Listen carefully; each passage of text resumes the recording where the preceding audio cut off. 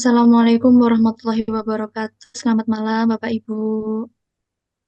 Selamat Waalaikumsalam malam. warahmatullahi Malam, malam wabarakatuh. Kak Semuanya Desti, selamat malam Bu malam. Yunia. Salam warahmatullahi Suara Malam saya terdengar semuanya. jelas, nggih? Jelas, wabarakatuh. Kak. Izinkan perkenalkan dulu nama saya Desti sebagai dosen koordinator yang akan menemani Ibu Yuniar sebagai dosen pengampu mata kuliah perbankan dan jasa keuangan dalam satu periode ini.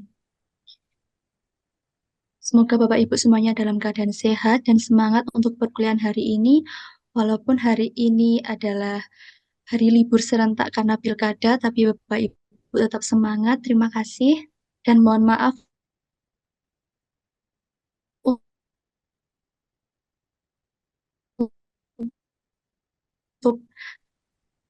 untuk dinyalakan karena di sini masih hujan dan sinyalnya mungkin kurang bagus. Mohon maaf sekali lagi.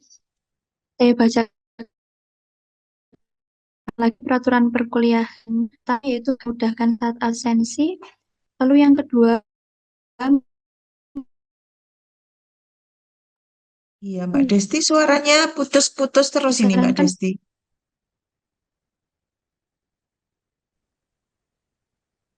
bagaimana Bu Yuniar? Suaranya putus-putus ini, Mbak Desti. Oh, nggih. Maaf Bu, ini karena di sini hujan, jadi mungkin koneksinya agak kurang. Oke, kalau gitu langsung saya ke kontrak kuliah aja ya. Kayaknya Boleh, di boleh. kontrak kuliah juga ada aturan Oh di ya, situ. Oke nggih, ya. boleh. Monggo Bu, saya persilahkan untuk Bu Yuniar. Monggo Bu Yuniar. Ya, oke. Sebelumnya mohon maaf ada trouble ya di Mbak Desti dan saya. Ini kebetulan biasanya nggak ada. Ini tahu-tahu muncul. Oke, untuk sebelum kita mulai perkuliahan, ada baiknya kita berdoa dulu. Mungkin siapa yang monggo ingin memimpin doa, Pak Kiki atau Pak Anom atau silakan monggo atau Bu Iji, silakan Pak Iya, Kiki. Bu Iji, Ya, Pak ayo. Kiki, ketemu lagi Pak Kiki. Monggo Pak Kiki. Monggo. Ya, mari teman-teman kita menundukkan kepala, kita berdoa untuk sebelum kita memulai pelajaran dan kegiatan belajar mengajar kita pada malam hari ini. Doa saya pimpin secara muslim, yang lain boleh menyesuaikan. Bismillahirrahmanirrahim. Bismillahirrahmanirrahim. Bersyukur bagimu ya Allah atas segala nikmat dan karuniamu pada malam hari ini sehingga alhamdulillah kami dapat berkumpul kembali untuk melakukan kegiatan proses belajar kami pada malam hari ini yang akan dibimbing langsung oleh Ibu Yuniar dan juga Kak Desti, dan semoga kami juga dapat menerima ilmu-ilmu yang bermanfaat dari apa-apa yang diajarkan pada malam hari ini ya Allah. Ya Allah ya Rahman ya Rahim, mudahkanlah segala jaringan internet kami yang kami gunakan pada malam hari ini ya Allah, agar kiranya proses pembelajaran pada malam hari ini tetap berjalan dengan lancar dan kami pun bisa menerima pembelajarannya dengan baik. Amin, amin ya Allah ya Robbal Alamin. Terima kasih. Terima kasih Kiki. Oke, saya mulai ya. Assalamualaikum warahmatullahi wabarakatuh semuanya. Ketemu lagi dengan Bu Wiji. Kemudian banyak lagi ya ini Pak Anom. Kemudian yang lainnya ini saya lihat banyak yang sudah apa namanya pernah di mata kuliah sebelumnya ya. Oke, untuk yang periode 2 ini kebetulan saya ngampu di mata kuliah perbankan dan lembaga keuangan yang lainnya. Saya coba share screen dulu untuk eh, apa namanya kontrak kuliah. Sudah bisa dilihat ya, Bapak Ibu? Sudah, Bu? Udah, Bu. Oke. Jadi perkuliahan kita yang 7 kali ini nanti di mata kuliah perbankan dan lembaga keuangan. Nanti untuk pertama yang kita bahas ya, materi-materinya adalah banyak ini. Jadi nanti di mata kuliah ini ada beberapa bab yang harus saya sampaikan di satu pertemuan. Ya, misalnya di sini yang bab 1, 2, 3 hari ini kita eh, apa namanya? 3 bab ada di satu pertemuan satu ya. Kemudian nanti di pertemuan kedua kita belajar di ruang lingkup bank, kemudian sumber dana bank. Jadi 2 bab ada di pertemuan kedua. Kemudian di pertemuan ketiga ini ada 2 bab lagi, alokasi dana bank dan suku bunga bank. Kemudian di pertemuan keempat itu hanya 1 bab karena ini materinya banyak untuk bab 8 ya. Kemudian di pertemuan 5, bab 9 dan bab 10 ya bisa jadikan satu, pasar uang, pasar modal, dan falas. Kemudian pertemuan ke-6 kita bahas di 2 bab, gadaian dan leasing. Temuan ke-7 itu ada 3 bab, asuransi, anjak piutang, dan modal ventura. Dan yang terakhir adalah UAS, gitu ya. Nah, untuk penilaian ya, penilaian nanti untuk tugas dan kuis itu saya beri bobot 30%, untuk kehadiran itu 30%, dan UASnya adalah 40%. Untuk nilai ini maksimal adalah, mohon maaf Bu Yunia tidak pernah memberikan nilai 100 ya. Kemudian 95 juga 95 adalah dosennya. Kemudian Anda yang excellent itu mendapatkan nilai 90. Namun sudah mendapatkan nilai 85 saja, nilai Anda sudah kategori A gitu ya. Bobot hurufnya adalah bobot angkanya adalah. Untuk referensi yang saya gunakan wajib itu adalah buku karangan Kasmir ya, bank dan lembaga keuangan lainnya, serta ada buku referensi anjuran itu adalah karangan Totok Budi Santoso sama Nurito gitu ya. Ini mungkin kontrak kuliah yang bisa saya sampaikan sebelum mata kuliah semua materi Anda dapatkan gitu ya. Untuk hari ini kita belajar di 3 bab. Yang pertama adalah sistem perbankan dan lembaga keuangan, kemudian sistem moneter, dan tentang uang. Nah, nanti di akhir sesi saya bagi menjadi beberapa kelompok. Ada soal untuk breakout room. Nanti mungkin di-share sama Mbak Desti ya di akhir perkuliahan, mungkin sekitar jam 8. Jam 8 atau jam 8:15 ya. Oke, mungkin ada yang ditanyakan untuk kontrak kuliah ini? Atau ada yang menanyakan ini tugas dan kuis? Saya kira nggak ada ya. Hampir Bu, sama izin dengan, bertanya, Bu. iya, Untuk breakout room nanti itu apakah hitung-hitungan atau seperti apa, Bu? Soalnya oh, belum ada di upload sih, Bu. Di, uh-uh. di learning. Iya, Terima kasih. iya. Jadi untuk pertama masih belum hitung-hitungan, ya, masih teori. Nanti di-upload, di-share sama Mbak Desti sekitar jam 8. Itu ya, Mbak Iji. Baik, Bu. Terima kasih. Oke, masuk di bab 1. Sudah terlihat ya? Sudah Bu. Oke. Di bab 1 ini kita belajar di sistem perbankan dan lembaga keuangan di Indonesia. Jadi nanti apa yang akan kita bahas di bab ini itu adalah akan kita kenal yang namanya pasar uang dan pasar modal ya. Kemudian di sini nanti akan kita belajar sejarah di bank itu kenapa dulu itu kok sampai ada suatu lembaga ya namanya adalah lembaga perbankan. Dan juga di bab ini kita akan belajar eh, kenapa muncul lembaga keuangan non perbankan gitu ya. Jadi kemudian di sini juga akan kita tahu sistem keuangan di Indonesia itu seperti apa. Nanti ada pihak-pihak yang kita sebut dengan pihak defisit ya.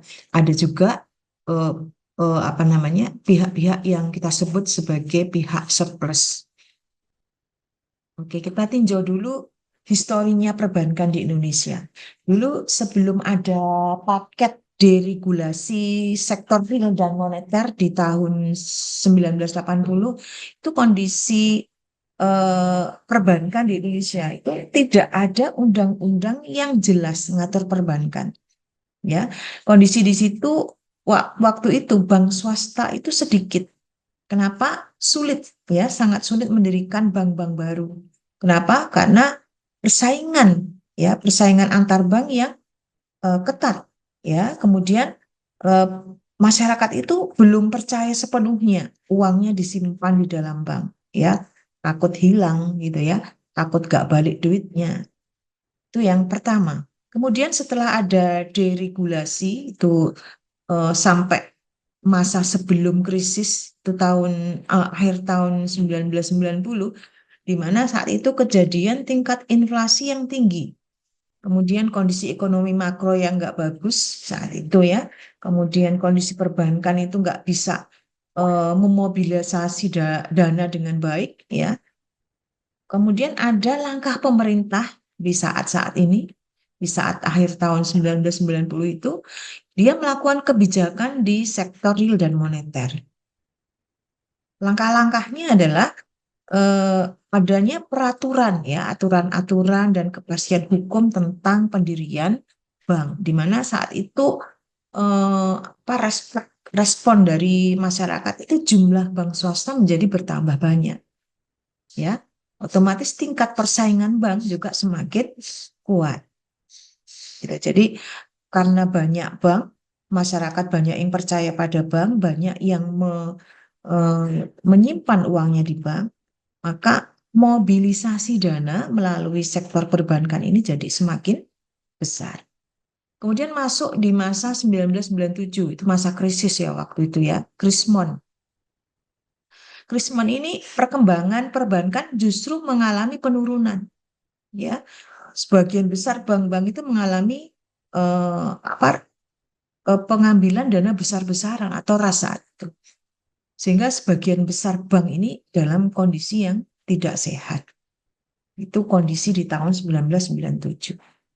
Nah, kemudian di saat ini ya banyak sekali perbaikan-perbaikan, kemudian ada penyusunan arsitektur perbankan di mana ada lembaga-lembaga yang diciptakan oleh pemerintah yang tujuannya adalah melindungi dana nasabah bank maupun di lembaga keuangan non-perbankan. Di antaranya adalah lembaga penjamin simpanan atau LPS, gitu ya.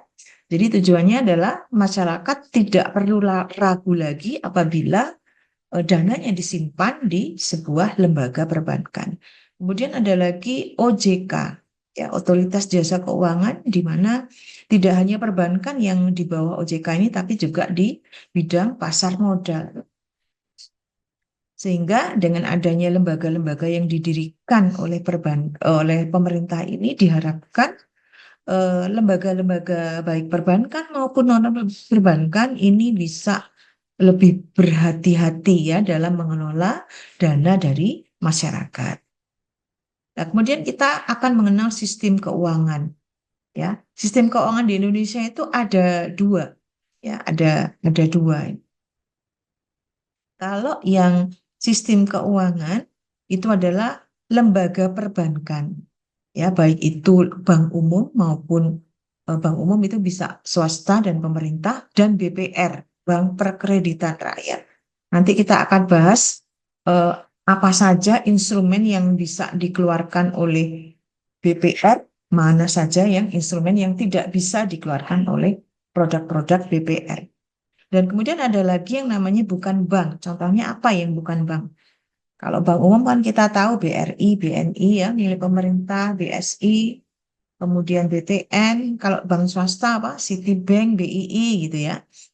Nah, kalau lembaga keuangan non perbankan kira-kira apa ya? Koperasi, Bu. Ya, koperasi, apalagi Pegadaian, Bu. pegadaian, ya. Kemudian asuransi, gitu ya. Pada intinya sistem keuangan di Indonesia itu adalah tatanan ya perekonomian suatu negara. Dia ini perannya menyediakan fasilitas jasa keuangan dan oleh lembaga-lembaga keuangan penunjang lainnya. Jadi bisa bekerja di pasar uang dan di pasar modal. Kalau pasar uang itu konotasi kita adalah di perbankan. Kalau pasar modal ini kita larinya adalah di bursa efek. Jadi itu masuk di sistem keuangan di Indonesia. Nah, perbedaannya apa? Pasar uang sama pasar modal. Kalau kita misalnya mempunyai dana gitu ya, kita masukkan dana kita ke dalam pasar uang. Itu artinya adalah kita berinvestasi dalam jangka waktu yang pendek. Jangka waktu yang pendek itu adalah kurang dari 1 tahun. Jadi kita nyimpennya, kemudian ngambil kita adalah kurang dari setahun. Kita ambil kembali dana kita. Tapi kalau pasar modal itu adalah dana kita itu kita simpan lebih dari 1 tahun. Ya. Kemudian perbedaannya lagi apa? Produk yang kita perjualbelikan atau kita investasinya, instrumennya apa? Kalau pasar uang itu instrumennya adalah sertifikat Bank Indonesia. Ini adalah surat berharga yang diterbitkan oleh Bank Indonesia. Kemudian ada lagi sertifikat deposito. Ada deposito, ada sertifikat deposito. Kemudian ada lagi tabungan. Dan kemudian commercial paper. Untuk pasar modal itu instrumennya adalah saham, obligasi, dan reksadana. Kemudian kalau kita lihat dari hasil, kalau kita main di pasar uang, ya return atau keuntungan yang kita harapkan itu adalah apa? Bunga, ya baik itu tabungan kita nerima bunga, itu ya. Deposito kita terima bunga deposito. Tapi kalau di pasar modal, ya return yang kita terima, keuntungan yang kita terima itu adalah berupa dividen dan capital gain. Masih ingat ya? Apa bedanya dividen sama capital gain?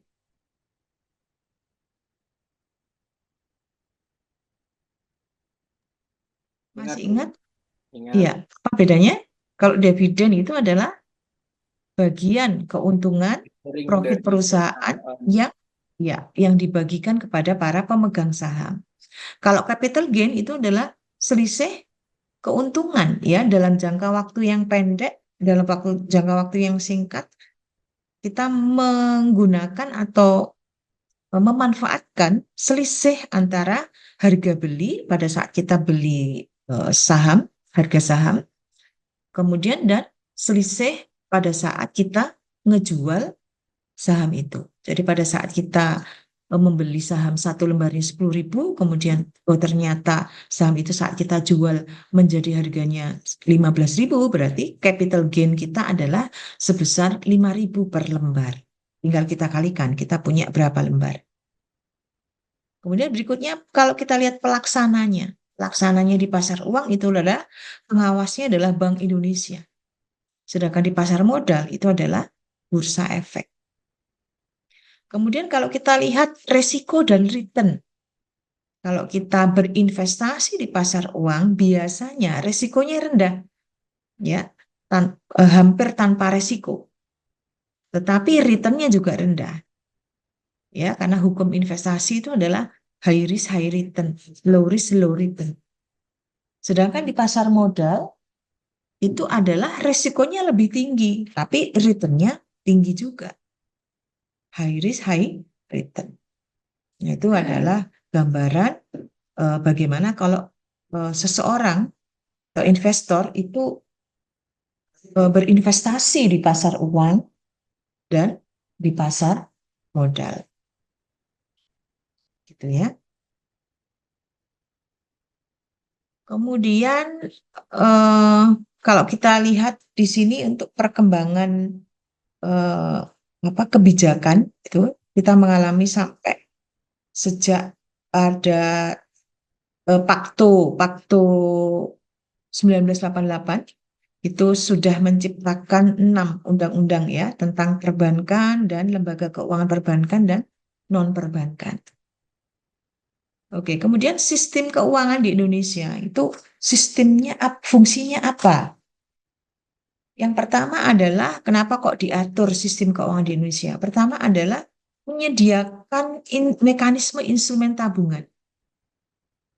Kemudian yang kedua adalah kenapa kok harus diatur sistem keuangan di Indonesia? Fungsinya adalah untuk menyediakan cara terbaik. Jadi kenapa harus ada pasar modal? Kenapa harus ada bank? Itu karena alasan kekayaan, ya, menyediakan tempat kita nyimpennya kekayaan kita itu ada di mana. Nyimpen kekayaan bisa berupa kita belikan dana kita tukar dengan obligasi, kita tukar dengan saham, atau kalau itu di lembaga perbankan, itu adalah kita simpan dalam bentuk tabungan, deposito, giro, dan sebagainya. Kemudian yang ketiga adalah sebagai sarana kredit. Artinya, digunakan untuk membiayai kebutuhan konsumsi dan investasi. Jadi pada saat kita mempunyai dana, ya, dana yang kita letakkan di bank, itu bank adalah jadikan sebagai sarana untuk meminjamkan atau mengkreditkan dana kita itu pada pihak yang defisit. Kemudian yang berikutnya adalah fungsi pembayaran. Ya, artinya bank dan lembaga keuangan non-bank ini menyediakan mekanisme pembayaran transaksi barang dan jasa. Misalnya kenapa harus ada kartu debit, kenapa harus ada e-banking, gitu ya. Kenapa harus ada m-banking, kenapa harus ada kartu kredit, gitu ya. Itu karena kemudahan pembayaran, mempermudah pembayaran antara pedagang satu dengan pedagang yang lain yang saling bertransaksi. Kemudian berikutnya adalah karena alasan likuiditas. Artinya di sini bank dan lembaga keuangan non-bank itu bisa menjadi sebuah sarana kekayaan yang disimpan dalam instrumen keuangan. Misalnya uang kita rupakan dalam bentuk surat utang negara, SUN, serta uang kita atau dana kita masukkan ke dalam atau kita beli yang namanya obligasi negara atau treasury bond. Kemudian fungsi yang ke-6, dengan adanya bank dan lembaga keuangan non-bank ini adalah karena peran resiko. Gitu ya. Artinya sistem keuangan ini memberikan proteksi, ya, perlindungan terhadap mungkin perlindungan jiwa, perlindungan kesehatan, perlindungan harta kita. Nah, biasanya ini dimainkan oleh perusahaan asuransi. Asuransi termasuk lembaga keuangan non-perbankan. Dan kemudian yang ke-7 itu adalah kebijakan. Artinya dengan adanya bank dan lembaga keuangan ini pemerintah bisa memainkan kebijakan pada saat misalnya jumlah uang yang beredar di masyarakat itu terlalu banyak, maka pemerintah ini memainkan suku bunga bagaimana? Dinaikkan atau diturunkan. Begitu juga sebaliknya. Apabila uang yang beredar di masyarakat itu terlalu sedikit, ya, berarti masyarakat tidak suka kegiatan-kegiatan konsumtif. Kalau tidak suka kegiatan konsumtif, berarti akan memunculkan deflasi, ya. Maka apa peran masyarakat, peran pemerintah terhadap kebijakan ini? Gitu ya. Jadi ini adalah 7 fungsi sistem keuangan di Indonesia. Mungkin sampai sini ada yang ditanyakan? Permisi, Izin Bu. bertanya, Bu. Ya, ya, Izin bertanya, Bu. boleh. Bu, tadi di sini dikatakan ada poin kredit ya, Bu ya. Heeh. Nah, ini aku izin bertanya deh, Bu. Gimana, Bu, jika sebuah bank mengalami peningkatan kredit macet, Bu?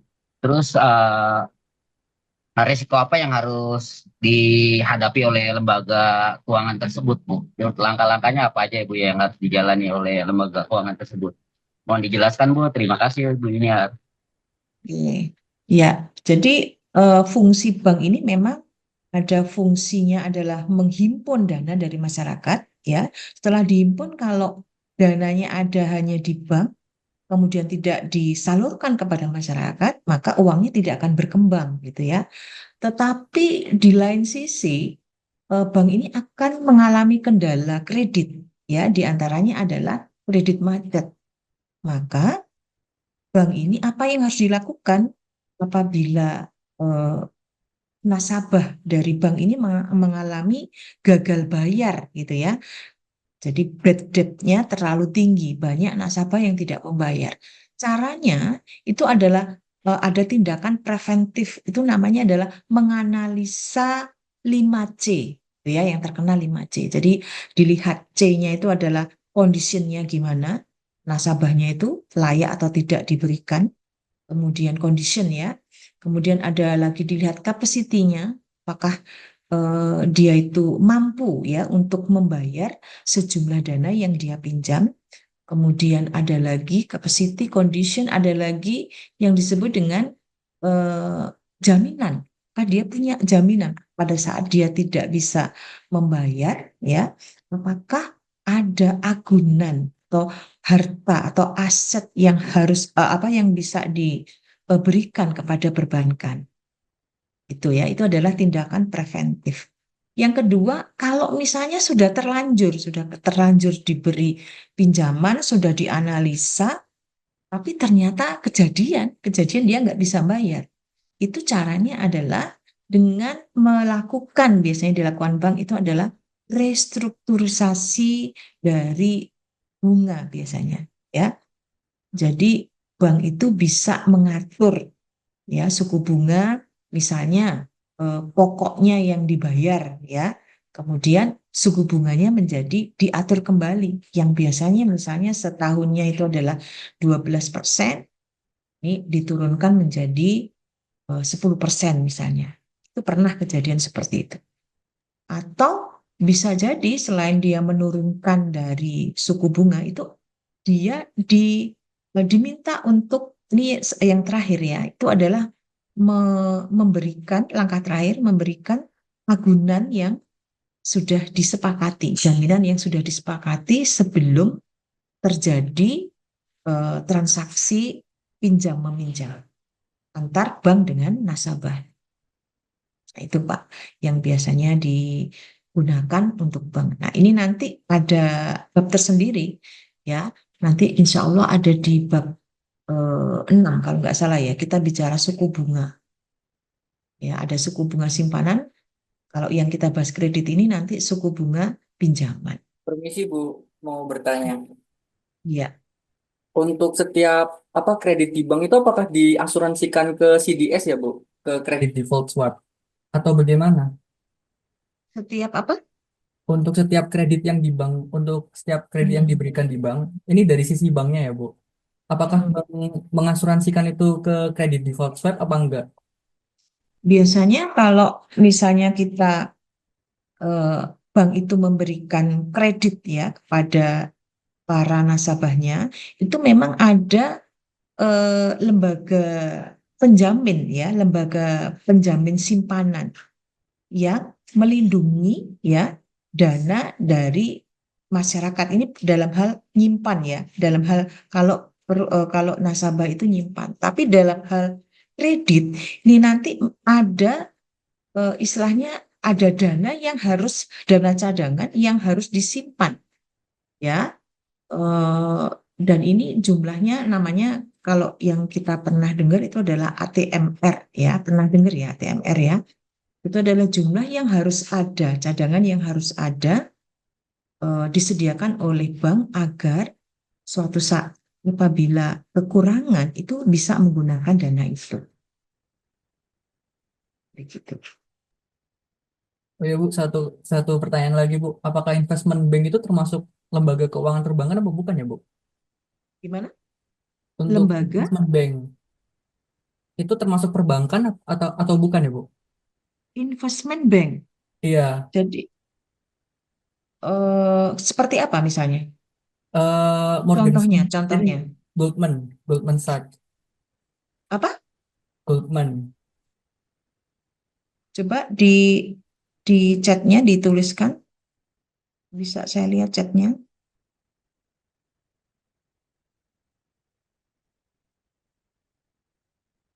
Goodman.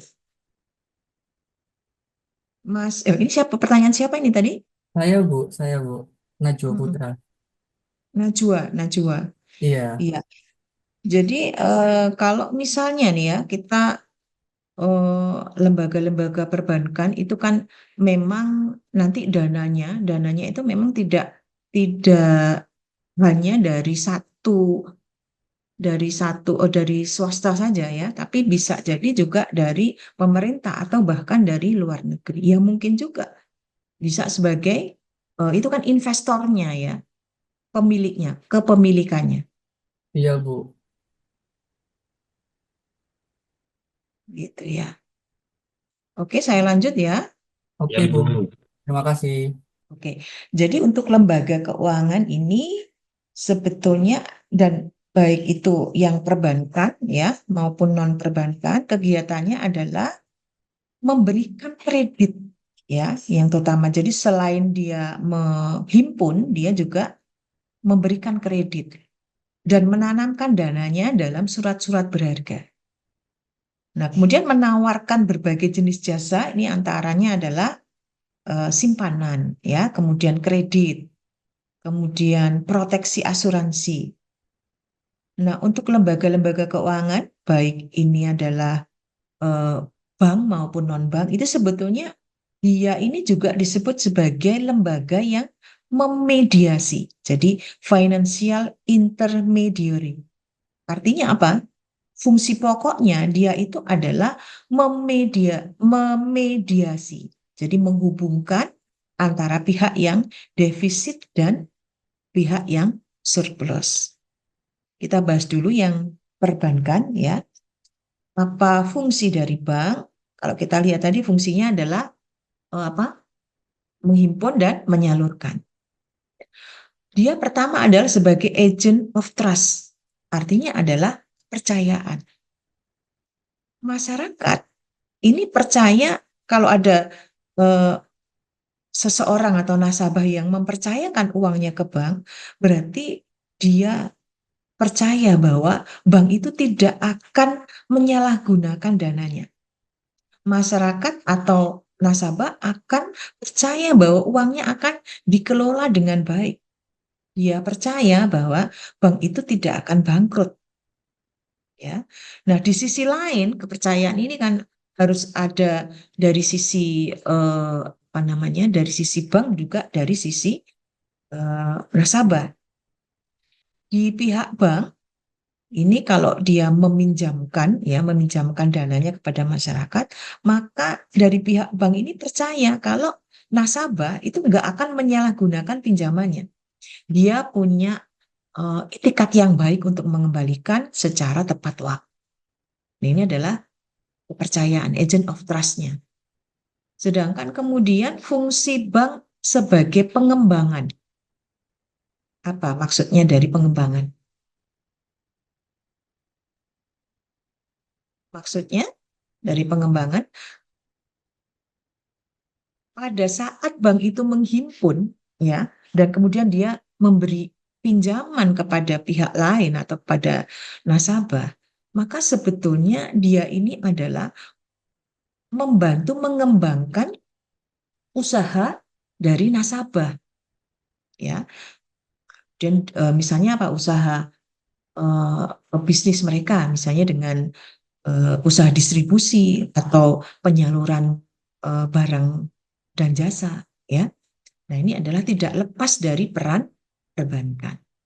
Dan yang berikutnya fungsi bank itu adalah dia memberikan agent of service, dia memberikan pelayanan. Apa contohnya pelayanan bank? Selain menghimpun, menyalurkan, dia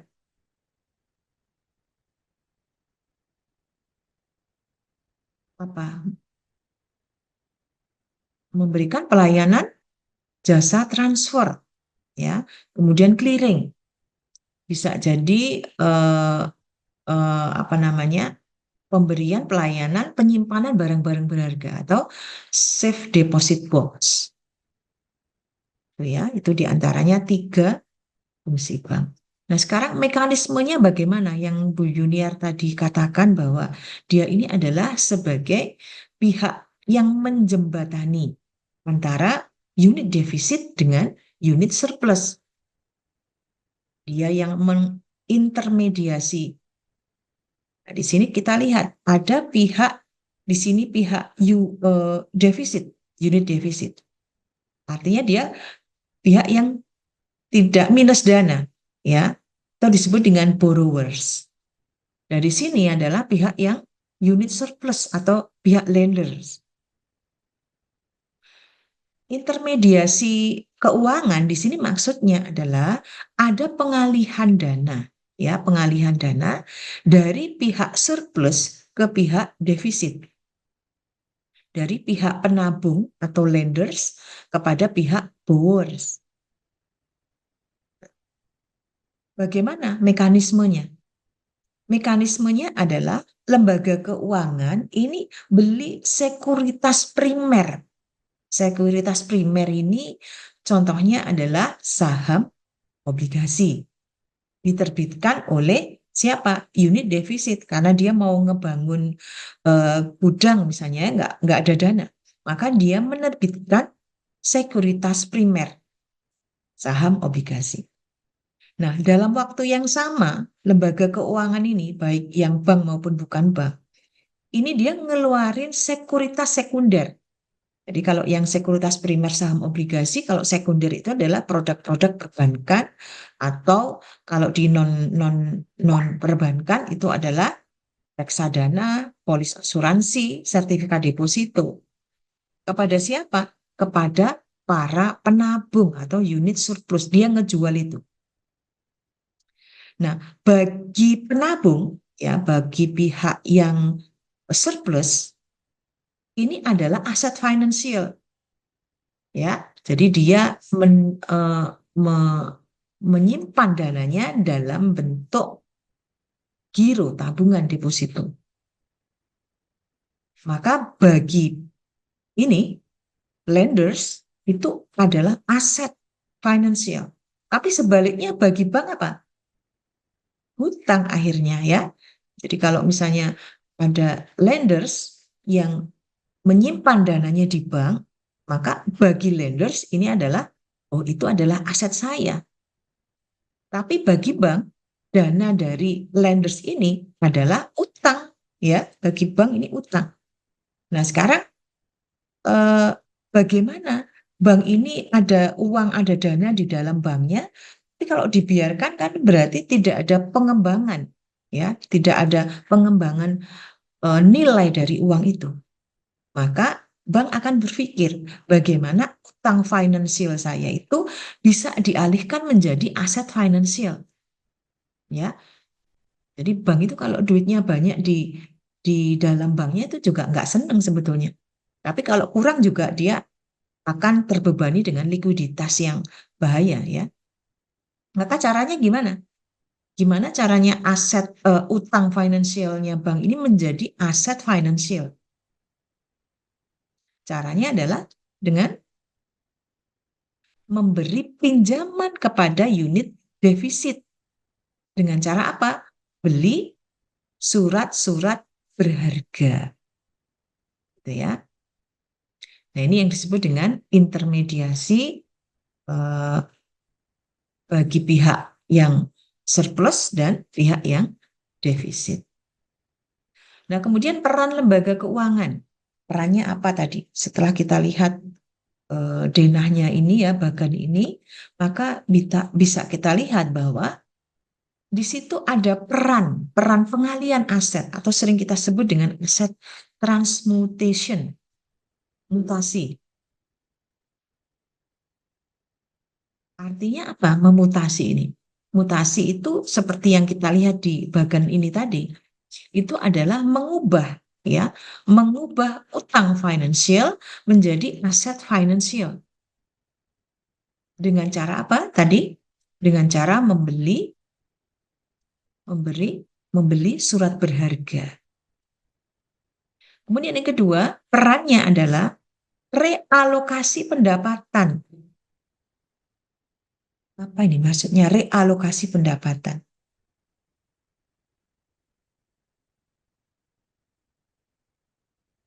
Jadi biasanya para ini ya yang purna tugas itu, para pensiun itu ya, dia itu biasanya membelikan dananya untuk apa?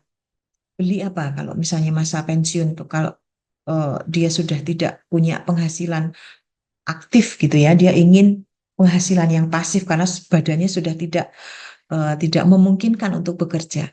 Biasanya dia akan beli rumah atau tanah gitu ya, atau beli kos-kosan gitu ya. Nah, namun ya sekuritas yang dengan memiliki sekuritas sekunder yang dikeluarkan oleh lembaga keuangan, misalnya nyimpan di bank, kemudian polis asuransi, ini sebetulnya lebih liquid. Coba Anda bandingkan dengan kalau punya rumah dan tanah, butuh uang, itu akan memerlukan waktu yang lama untuk bisa diubah bentuk menjadi uang tunai. Gitu ya. Dan yang ketiga adalah apa peran lembaga keuangan dalam intermediasi ini adalah transaksi. Jadi artinya lembaga keuangan ini memberi kemudahan dalam apa? Melakukan transaksi barang dan jasa. Jadi cukup dengan punya rekening gitu ya, maka tidak perlu mengambil uang tunai. Dan yang keempat itu adalah likuiditas. Artinya apa? Ada yang tahu? Mungkin ada yang kasih pendapat apa peran lembaga keuangan dalam hal likuiditas? Apa artinya? Memberikan pinjaman, Bu. Ya, jadi Air. pihak unit surplus ini ya bisa memberikan dananya kepada bank dan kemudian unit defisit ini bisa meminjam ya kebutuhan dananya dari bank. Dan yang kemudian yang kelima adalah efisiensi perekonomian. Maksudnya apa ini? Efisien, mengefisiensi perekonomian. Artinya kalau kita ini adalah misalnya lembaga keuangan perbankan, efisiensi ini berarti apa? Bisa apa? Menyebarkan jangkauan pelayanan yang lebih luas dan menurunkan biaya transaksi. Nah, contohnya bank ini ya menghimpun dana dari masyarakat dalam bentuk deposito, dia nyalurin kredit dengan suku bunga yang terjangkau. Atau kalau di pasar modal, artinya adalah dia bisa memfasilitasi apa? Memfasilitasi perusahaan untuk menerbitkan saham atau obligasi. Sehingga apa? Para nasabah atau para investor ini lebih dapat mendapatkan dana dengan biaya yang lebih murah. Gitu ya. Nah, itu mungkin yang bab 1 yang saya jelaskan untuk hari ini. Langsung lanjut bab 2. Bab 2 ini adalah sistem moneter. Ya, apa yang kita pelajari di sistem moneter ini itu adalah kita akan belajar di baik lembaga keuangan bank maupun bukan perbankan. Nanti kita juga akan belajar jenis-jenis bank itu bagaimana, apa saja, dibedakan menjadi kelompok-kelompok apa saja. Ya, itu akan kita belajar di bab ini, sistem moneter. Seperti kita tahu tadi, lembaga keuangan ada 2 ya. Lembaga keuangan yang perbankan dan non-perbankan. Kalau yang perbankan tadi fungsinya adalah menghimpun dan menyalurkan. Ya. Kemudian fungsi lembaga keuangan bisa juga sebagai perantara pihak yang membutuhkan uang atau modal dan pihak-pihak yang memiliki modal. Kita lihat di sini ada LKB, saya singkat ya, kalau itu perbankan, dan LKBB. Dan sudah tahu tadi yang lembaga keuangan, perbankan, contohnya apa, dan yang bukan bank, contohnya apa. Ini kalau kita lihat Bu seperti Junior, ini. maaf Bu, itu Heeh. kok di saya slide-nya nggak terlihat ya Bu, cuma ucapan terima kasih aja. Oh gitu, sebentar-bentar ya. Ya, terima kasih Bu. Oke, oke. Diganti slide-nya, Bu. Kayaknya belum diganti slide-nya Bu. Iya, sudah terlihat? Sudah Bu, aman. Sudah Bu, tapi belum di-share. Dah, sudah terlihat Bu. Oke. Jadi nanti ini akan kita bahas bab tersendiri ya. Kita coba lihat di sini skemanya. Yang lembaga keuangan bank itu adalah terdiri dari bank sentral, bank umum, dan BPR. Sedangkan yang lembaga keuangan kategorinya bukan bank, itu nanti akan kita belajar pasar modal, pasar uang, operasi, gadai, leasing, asuransi, anjak piutang, ventura. eh, Kalau nanti waktunya cukup ya, di akhir nanti ada dana pensiun dan kartu plastik. Gitu ya.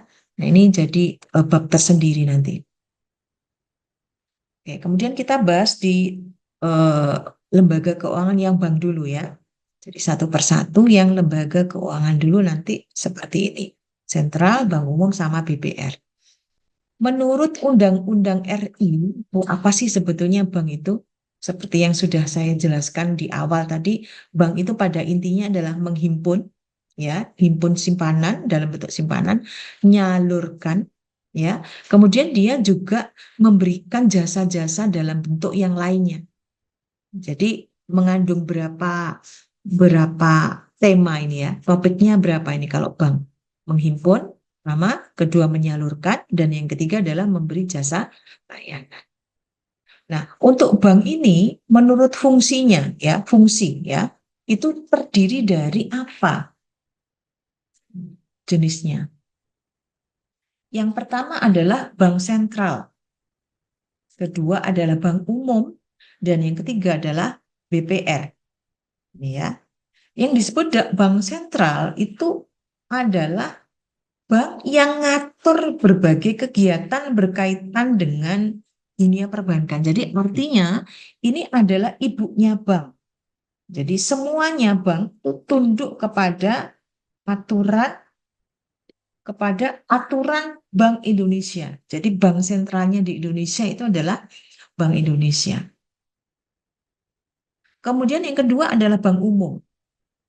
Yang seperti kita tahu bank umum ini kalau di Indonesia adalah kalau swasta apa? Contohnya BCA ya, kemudian Bank Duta, kalau milik pemerintah BRI, BTN gitu ya. Itu adalah bank yang dalam pengumpulan dananya dia nerima simpanan dalam bentuk giro, deposito, dan dia memberikan kredit jangka pendek. Nah, tapi yang disebut dengan BPR ya, ini juga sama, hampir sama dengan bank umum, tapi ya dibatasi kalau BPR. Dia ini hanya boleh ya instrumen atau produk yang dihasilkan itu adalah deposito, tabungan ya, tabungan serta deposito. Dia nggak diperkenankan dalam lalu lintas uang giral. Nah, Anda mengenal ada uang kartal, ada uang giral. Kalau uang kartal itu adalah uang yang dalam bentuk sesungguhnya uang kertas sama uang logam ya. Tapi kalau uang giral ini adalah apa instrumennya, medianya nanti ada cek dan biliet giro. Nah, untuk BPR tidak boleh melakukan transaksi dalam lalu lintas giral, cek dan BG. Itu ya. Sampai sini mungkin ada yang ditanyakan? Izin tanya Belum Bu, ada. Bung Mer. Iya, Kalau kayak ShopeePay, OVO, Dana itu termasuk bank atau bukan Ibu? Soalnya dia kan bisa bisa dicairkan juga, bisa kredit juga tuh. iya, iya. Jadi ini perkembangan dunia perbankan ya.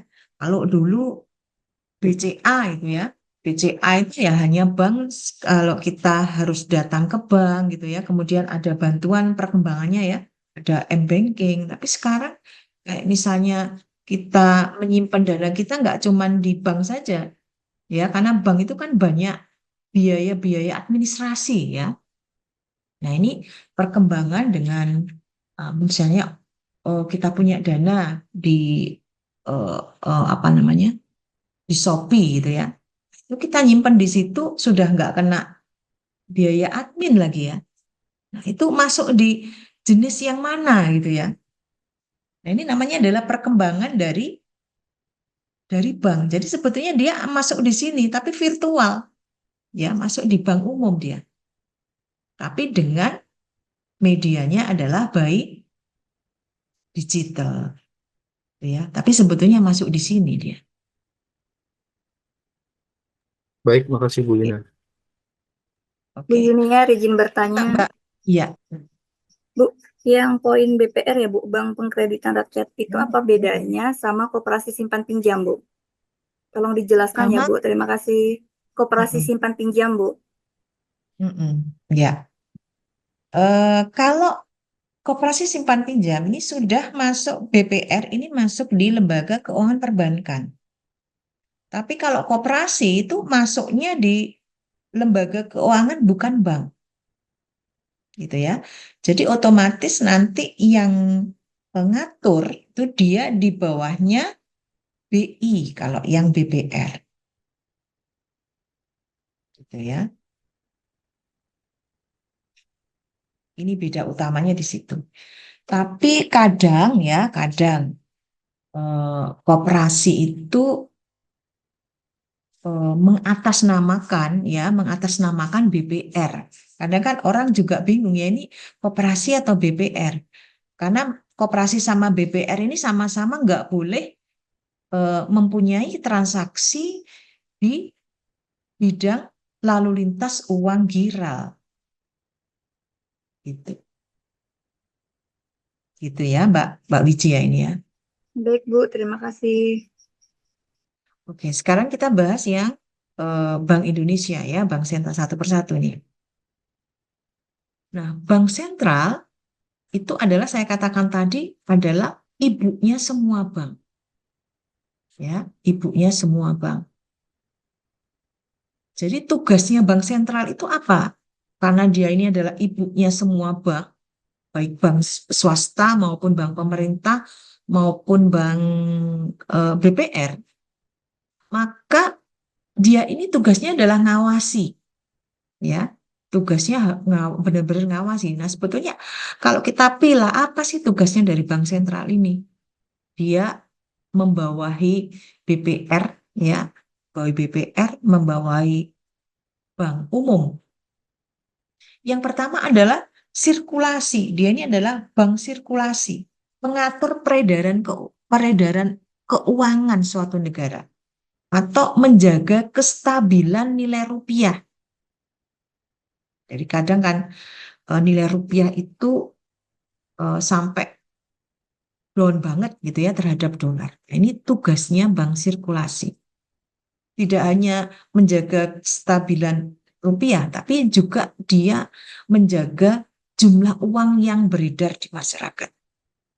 Kira-kira ada yang punya pendapat bagaimana eh, bank itu berfungsi sebagai bank sirkulasi, menjaga jumlah uang yang beredar di masyarakat. Karena uang yang beredar di masyarakat terlalu sedikit juga bahaya ya, terlalu banyak juga bahaya. Kalau banyak itu tak nanti jadi inflasi. Ada mungkin yang punya pendapat. Eh, yang menentukan nilai bunga gitu Bu. BI rate, Bu. Ya, BI rate ya. Jadi ada dia menentukan batas-batas dari bunga, baik itu bunga, terutama bunga pinjaman. Karena kalau tidak, para bank ini akan berperang ya. Perang apa? Perang murah-murahan suku bunga pinjaman. Contoh ya, contoh.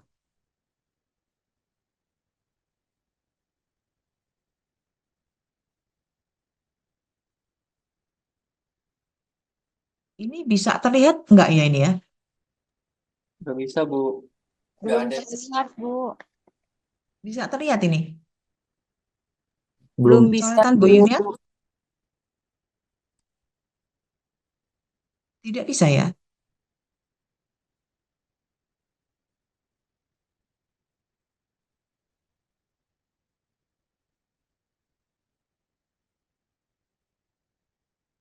Nggak bisa, oke lah.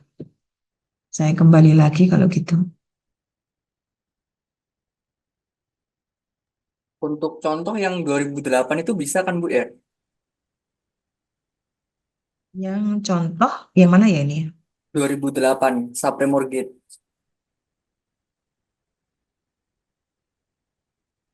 Itu kan ada gagal bayar Bu, sampai nyebabin krisis di US. Ini terlihat nggak ya ini? Terlihat Bu. Bank sentral ya? Iya, kelihatan, Bu. Oh, kelihatan ya. Sebentar, ini banyak sekali. Oke, jadi bank sirkulasi itu adalah ngatur peredaran keuangan di suatu negara, menjaga kestabilan nilai rupiah. Kalau misalnya ya, bukan hanya kestabilan nilai rupiah saja, yang biasanya yang paling banyak terjadi adalah ngatur suku bunga. Kalau misalnya, ini pertanyaan ya, kalau pada saat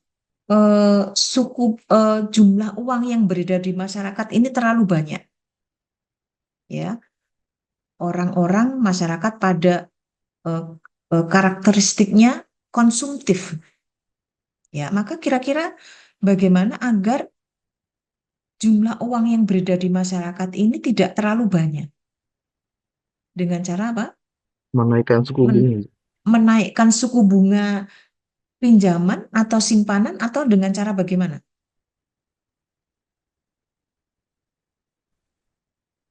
Simpanan biar masyarakat bisa saving uang.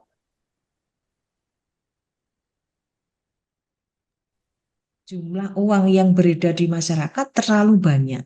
Maka bank akan berusaha apa? Agar uangnya itu ya ada di dalam bank, tidak berkeliaran di luar. Gitu ya. Maka caranya gimana? Dia akan memperbesar suku bunga simpanan, suku bunga deposito dinaikkan. Maka orang akan tertarik untuk menyimpan dananya di bank. Gitu ya. Kemudian yang kedua, bank to bank. Bank to bank ini artinya adalah bank sentral itu harus mengatur perbankan di suatu negara. Jadi pada saat ada suatu bank misalnya ya, dia mematok suku bunga simpanannya, suku bunga pinjamannya terlalu terlalu kalau simpanan kan biasanya terlalu tinggi gitu ya. Maka apa akibatnya? Banyak bank berperang main suku bunga simpanan. Kira-kira yang menang yang mana kira-kira? Yang suku bunganya tinggi ya, karena masyarakat akan berbondong-bondong menuju bank yang suku bunga simpanannya tinggi. Sebaliknya, kalau ada bank mematok misalnya suku bunga pinjamannya terlalu rendah, kira-kira masyarakat lebih senang yang mana? Suku bunga pinjaman yang rendah atau tinggi? Suku bunga pinjaman rendah, Bu. Suku bunga pinjaman yang rendah. Karena kalau suku bunga pinjaman rendah pasti kita pinjam. Gitu ya. Nah, ini diatur. Kenapa kalau nggak diatur kira-kira? Akan terjadi apa? Perang suku bunga. Akhirnya nggak sehat. Kalau nggak sehat gimana? Bank yang sebetulnya nggak mampu bayar tapi dipaksa karena unsur persaingan. Maka banyak bank yang bangkrut. Kemudian yang ketiga itu adalah lender of the last resort. Artinya di sini adalah Bank Indonesia itu berperan sebagai tempat peminjaman yang terakhir. Jadi antar bank itu memang terjadi hutang piutang. Pada saat BCA pinjam ke BRI, BRI ke BNI, ternyata tidak ada dana, tidak cukup dana. Maka BI lah yang membantu. Ya, agar apa tujuannya adalah tidak ada bank yang kinerjanya buruk. Ya, membantu agar bank itu tidak bangkrut. Atau bermasalah dengan likuiditas. Itu ya, itu adalah Bank Indonesia. Kemudian Bank Umum. Bank Umum ini adalah bank yang melaksanakan, contohnya apa Bank Umum?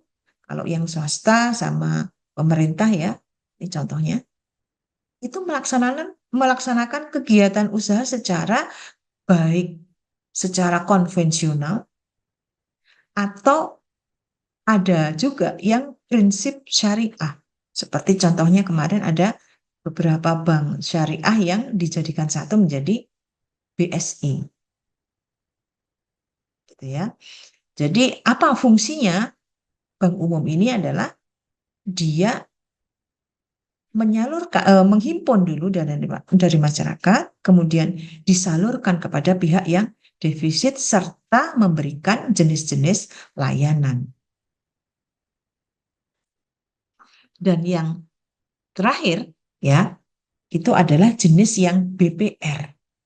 Jadi BPR ini sebetulnya ya hampir sama dengan yang Bank Umum, tapi dibatasi instrumennya.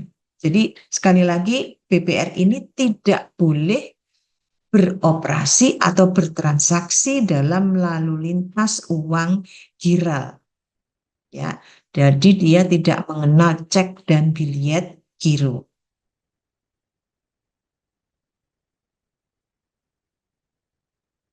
Oke, kemudian kita belajar di perbedaan pasar uang sama pasar modal. Sepertinya sudah ya, kalau kita mempunyai dana, kemudian kita menyimpan dana kita di pasar uang, berarti itu adalah investasi jangka pendek. Atau pasar uang dikenal dengan apa? Produk-produk perbankan. Kemudian kalau di pasar modal, bursa efek, itu adalah namanya juga pasar modal. Berarti pertemuan antara penjual dan pembeli di mana penjualnya adalah orang yang butuh ya dan pembelinya adalah siapa yang mempunyai dana untuk membeli surat berharga dalam bentuk apa? Biasanya obligasi dan saham. Dan perbedaan pokoknya adalah kalau pasar modal ini waktu tanamnya ya itu adalah lebih dari 1 tahun dalam jangka panjang. Kalau kita lihat perbedaan pasar uang dan pasar modal berdasarkan jangka waktunya, tadi ya sudah kita bahas ini tadi, ya jangka waktu, produk yang diperjualbelikan, pelaksana, peranan sama risiko. Oke, jadi ada 3 itu ya. Nah, sekarang kita beralih ke yang lembaga keuangan bukan bank. Ini secara sekilas saja saya jelaskan karena ini nanti akan menjadi bab tersendiri. Ada hitung-hitungannya. Kalau ini masih belum ada hitung-hitungan. Jadi koperasi. Ya, koperasi itu apa? Lembaga keuangan yang menghimpun dana dari para anggotanya. Bunganya gimana? Bunga koperasi apakah ada? Ada. Jadi bunga yang diberikan oleh koperasi simpan pinjam ini, kalau simpan pinjam ya, ini biasanya memang lebih besar dibandingkan dengan bank. Jadi nanti returnnya berupa apa? Kalau Anda nyimpan di bank itu kan tabungan, namanya bunga ya. Kalau deposito juga bunga. Kalau giro ya jasa giro gitu ya. Tapi kalau di koperasi ini namanya adalah prinsipnya adalah bagi hasil atau SHU. SHU itu adalah profit yang didapatkan oleh sebuah koperasi. Jadi SHU ini nanti dibagikan sesuai dengan berapa kita menyimpan dana kita, juga bisa didasarkan berapa kali kalau itu adalah koperasi apa namanya simpan pinjam, berapa kali kita meminjam ya, itu akan diperhitungkan di sini. Sekilas tentang Pegadaian. Pegadaian itu adalah perusahaan umum BUMN ya, memberikan pinjaman dengan jaminan dan tanpa jaminan. Nah, ini diakui oleh OJK. Nanti ada hitung-hitungannya. Jadi apa barang yang digadaikan. Ini nanti ada beberapa jenisnya, ada yang biasanya kalau kita tahu nggak punya duit, kemudian kita ada aset gitu ya, itu ada emas misalnya ya, kemudian sertifikat BPKB. Nah, ini adalah salah satu solusi juga ya, pada saat kita punya aset tapi nggak ada dana uang tunai. Nanti kita bahas perhitungannya di bab tersendiri. Secara sekilas, apa itu leasing atau sewa guna usaha atau pembiayaan atau multi finance ya? Contohnya apa? Gambaran kita leasing sewa guna usaha multi finance pembiayaan ini. Apa contohnya? Banyak juga bank yang mendirikan leasing ya. Contohnya apa? Mandiri ya. Kemudian ada juga BCA Finance, ada lagi Adira ya. Nah, apa ini perusahaan sewa guna ini? Dia adalah lembaga keuangan non-bank. Dia punya sistem kontrak sewa, ya, digabungkan dengan pembelian secara angsuran. Baik itu nanti kita hubungannya sama private atau perorangan maupun lembaga atau perusahaan. Nah, nanti hitung-hitungannya akan kita bahas di bab tersendiri. Kemudian asuransi. Yang kita tahu asuransi itu apa? Ada Prudensial, ya, ada Jiwasraya, ada Allianz. Nah, perusahaan asuransi ini apa yang kita asuransikan? Yang kita tahu apa biasanya yang diasuransikan? Asuransi Asuransi kesehatan, Bu. kesehatan. Ya. Kemudian Mobil, Bu. asuransi jiwa. Asuransi jiwa. Jadi apa perusahaan asuransi ini? Perusahaan yang menghimpun dana. Dia narik premi setiap bulan. Jadi setiap bulan kita harus bayar berapa? 300, 300, 300 sesuai dengan masa kontrak tertentu. Ya. Nah, ini dicantumkan dalam buku atau namanya adalah polis asuransi. Tujuannya apa orang ikut asuransi?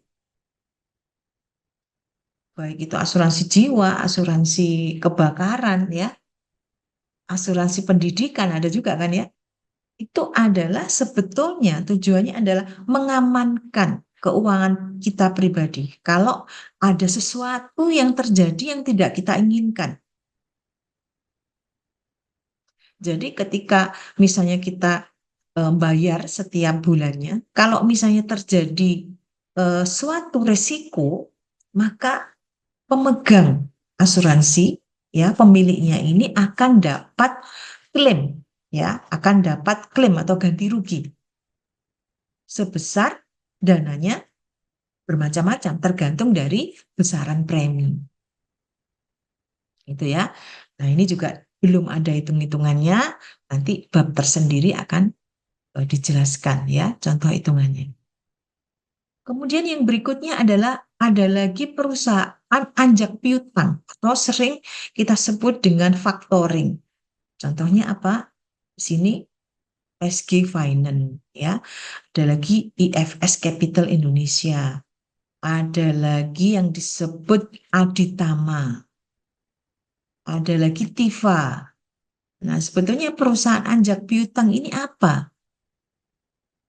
Nah, perusahaan anjak piutang ini adalah perusahaan yang usahanya ngambil alih pembayaran kredit.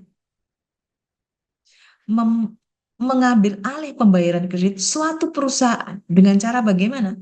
Dia membeli kredit bermasalah suatu perusahaan. Atau bisa juga dia ngelola penjualan kredit perusahaan yang membutuhkan. Ya. Jadi perusahaan anjak piutang ini membantu perusahaan yang mengalami kesulitan. Kesulitan apa? Ngelola utang-utangnya. Nah, keuntungan yang diperoleh apa ini yang diperoleh? Dia akan mendapatkan fee namanya. Ya, fee yang disepakati oleh kedua belah pihak. Bagaimana nanti ngitungnya? Ini contohnya di bab 1 masih belum saya berikan contoh perhitungannya. Nanti ada bab tersendiri. Berikutnya adalah modal Ventura. Contohnya apa Ventura ini? Contohnya adalah Venox misalnya ya. Ada lagi Ventures Cyber Agent. Ada lagi Investment Partners. Sebetulnya perusahaan Ventura ini apa? Jadi perusahaan modal Ventura ini adalah perusahaan yang memberikan pembiayaan dalam bentuk kredit tanpa jaminan. Ya, jadi kredit tanpa jaminan umumnya layanan ini nggak diberikan oleh lembaga keuangan lainnya. Jadi tergolong jenis ini adalah jenis usaha yang berisiko tinggi. Perhitungannya nanti di bab tersendiri. Berikutnya adalah dana pensiun. Dana pensiun ini apa yang contohnya apa? Banyak juga bank-bank yang mendirikan dana pensiun. Contohnya Aspen ya. Kemudian Bank Mandiri, Mandiri Dana Pensiun. Kemudian Jiwasraya pun juga ada. Nah, apa ini dana pensiun? Adalah suatu perusahaan yang menyediakan apa? Dana pensiun atau jaminan hari tua. Dengan cara gimana ini operasionalnya dia? Dia ini ngumpulin dana melalui apa? Motong gaji karyawan setiap bulan. Kalau ada pegawai yang masih aktif, ya, itu dia membayar setiap bulannya, di mana dia akan mendapatkan manfaat pada masa tuanya setelah dia pensiun. Ya, nanti bagaimana cara ngitungnya kita bahas di bab tersendiri. Oke, kemudian ini kartu plastik tujuannya adalah apa? Untuk mempermudah ya para pemegangnya agar tidak terlalu banyak memegang uang tunai. Ya, jadi ada bantuan kartu plastik. Tidak hanya di bank ya, tapi juga lembaga keuangan non-bank. Nah, ini sudah saya jelaskan tadi ya. Untuk gambaran fungsi dan peran bank itu tadi ada masyarakat yang defisit, ada yang kelebihan dana. Maka yang pertama adalah yang pertama nasabah yang kelebihan masukkan uang di bank. Ini artinya nasabah sebagai nyimpen dananya di bank. Bank berarti membeli dana. Kemudian yang kedua itu adalah nasabah memperoleh bunga. Setelah dia menyimpan duitnya di bank, maka nasabah akan mendapatkan bunga. Kemudian bank akan menyalurkan kembali kepada masyarakat, kepada pihak yang defisit. Sehingga masyarakat yang kekurangan dana itu akan membayar bunga atas uang yang dipinjamnya. Oke, gitu ya. Jadi itu bab 2 yang kita pelajari di hari ini. Masih kuat ya, lanjut bab 3 ya. Kalau bab 3 ini kayaknya kita senang ini, bab 3 ini. Karena yang kita bahas adalah uang.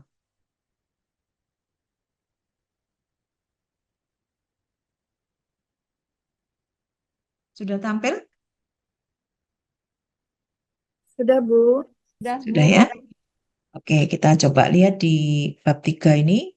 Itu kita belajar uang. Nanti kita akan belajar kenapa kok dulu itu sistemnya adalah barter ya. Kenapa sekarang itu adalah menggunakan uang. Apa kelebihan uang daripada sistem barter. Kemudian kita juga akan belajar nanti kesulitan uang barang. Nanti ada uang barang ya. Kemudian uang perak, kemudian fungsi-fungsi uang. Gitu ya. Mudah-mudahan kita nggak ngantuk ini ya, kita bahas uang. Oke, jadi definisi uang itu apa?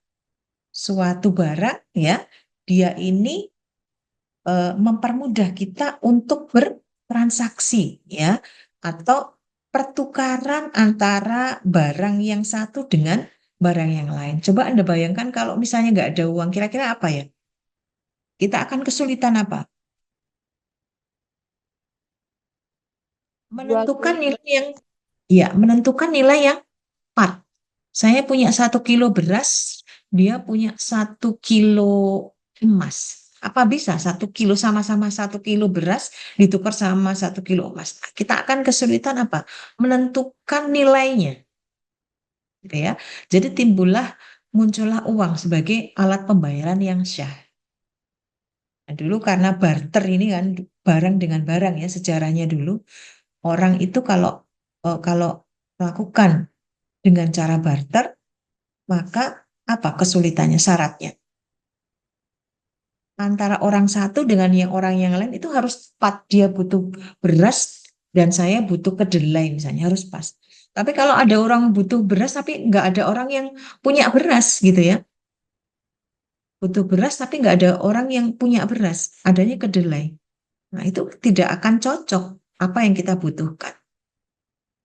Kemudian orang eh, yang diajak bertukar barang itu membutuhkan barang yang dimiliki nggak cocok juga.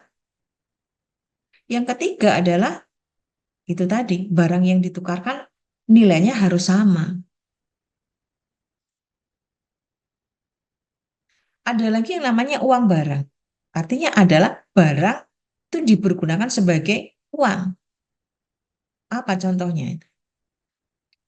Uang barang. Contohnya adalah, jadi syarat uang barang itu barang harus dapat diterima dan dibutuhkan setiap orang. Sehingga apa? Setiap saat dapat ditukarkan kepada siapapun. Uang barang ini contohnya adalah apa? Ternak, gitu ya. Beras, kerang, senjata, tembakau, garam. Ini masuk di uang barang. Nah, kesulitan uang barang ini apa? Kalau kita tahu seperti ini.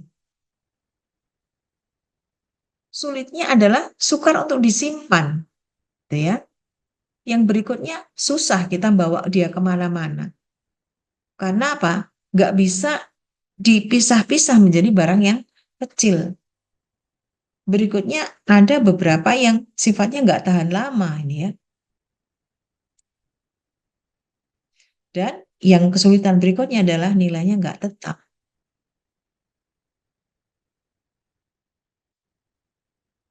Kalau uang logam mulia, ya, misalnya emas atau perak, dulu kan ada ya, kita jadikan sebagai koin gitu ya. Sifat uang logam mulia ini apa sifatnya? Sebetulnya dia ini sifatnya dapat diterima oleh siapapun dan nggak cepat busuk, tahan lama, mudah disimpan, bawanya bisa dibawa kemana-mana karena enteng, kecil gitu ya. Dapat dibagi menjadi bagian kecil, ya kan ada yang berapa graman gitu ya. Tetapi jumlahnya terbatas. Nilai uangnya tetap. Coba Bu Yuniar ingin pendapat sifat uang logam mulia. Ini nilai uang tetap. Maksudnya bagaimana ya?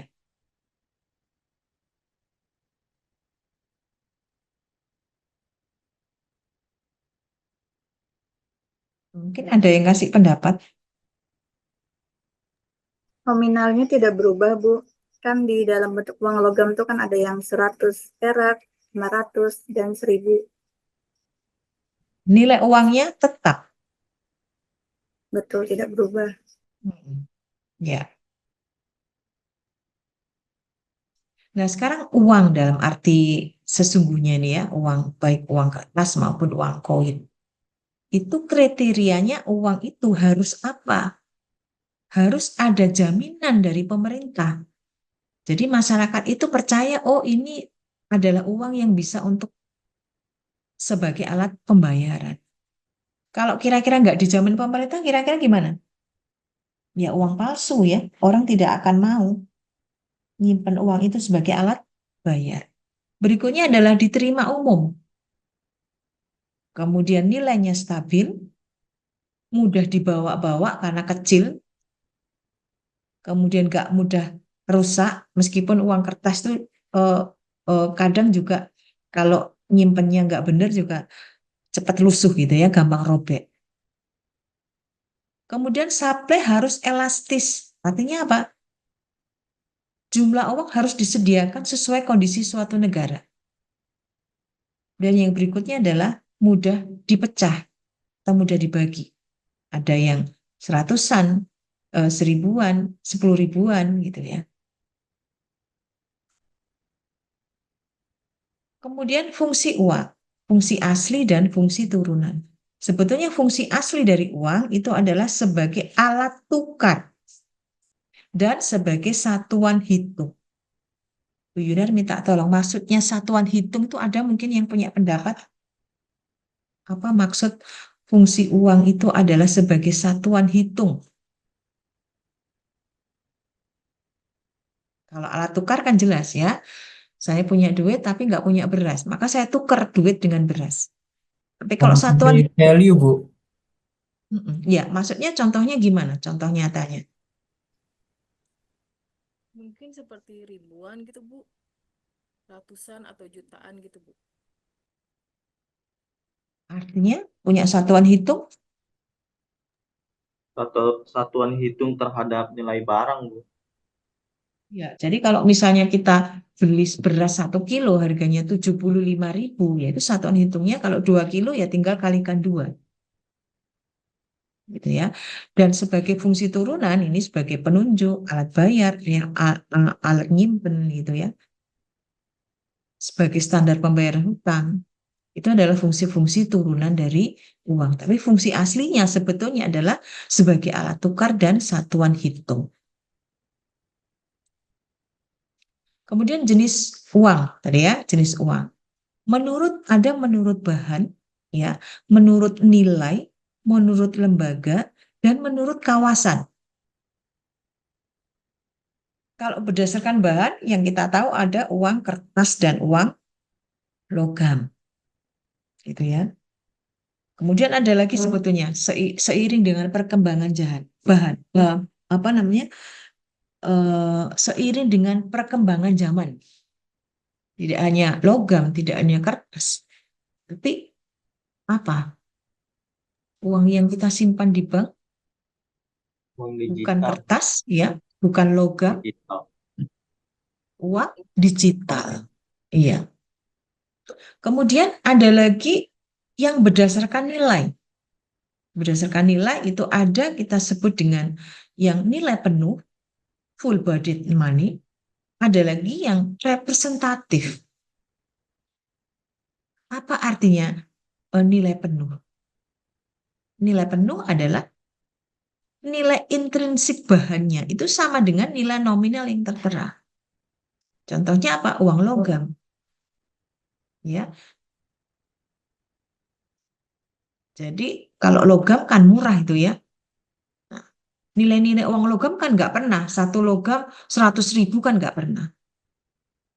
Maka nilai penuh itu adalah nilai intrinsiknya dari bahan, nilai bahannya itu sama dengan nilai nominal yang tertera. Tapi kalau yang disebut dengan representatif full bodied, itu adalah nilai intrinsiknya itu lebih kecil daripada nilai nominalnya. Apa contohnya? Uang kertas. Jadi kertas itu kan murah gitu ya. Maka nilai intrinsik kertas itu lebih kecil daripada nilai nominal. 1 kertas 100 ribuan. Kertas paling berapa harganya? Tapi nilai nominalnya sampai 100.000. Nah, ini disebut dengan representatif full body.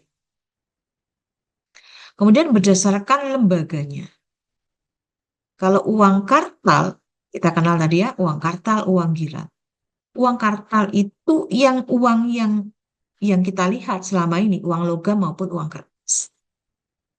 Tapi kalau uang giral itu adalah bukan berupa uang logam atau yang uang kertas, tapi berupa kertas, tapi dipersamakan dengan uang. Contohnya apa? Contohnya 1 lembar cek ya, sepertinya kan bukan uang, tapi hati-hati nyimpen cek. Anda menempatkan cek di sembarang tempat, ada orang yang ngambil cek itu, apalagi ceknya adalah cek atas unjuk, ya nggak ada namanya. Maka orang yang megang cek itu berhak atas uang ya yang tertera dalam cek itu. Kemudian biliet giro.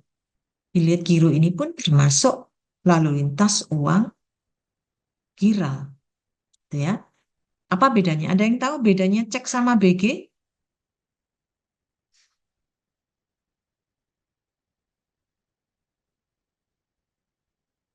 Apa bedanya?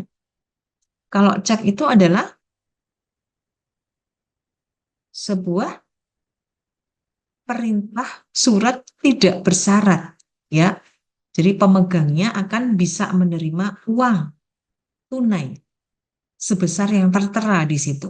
Kalau BG itu adalah surat bukti pemindah bukuan.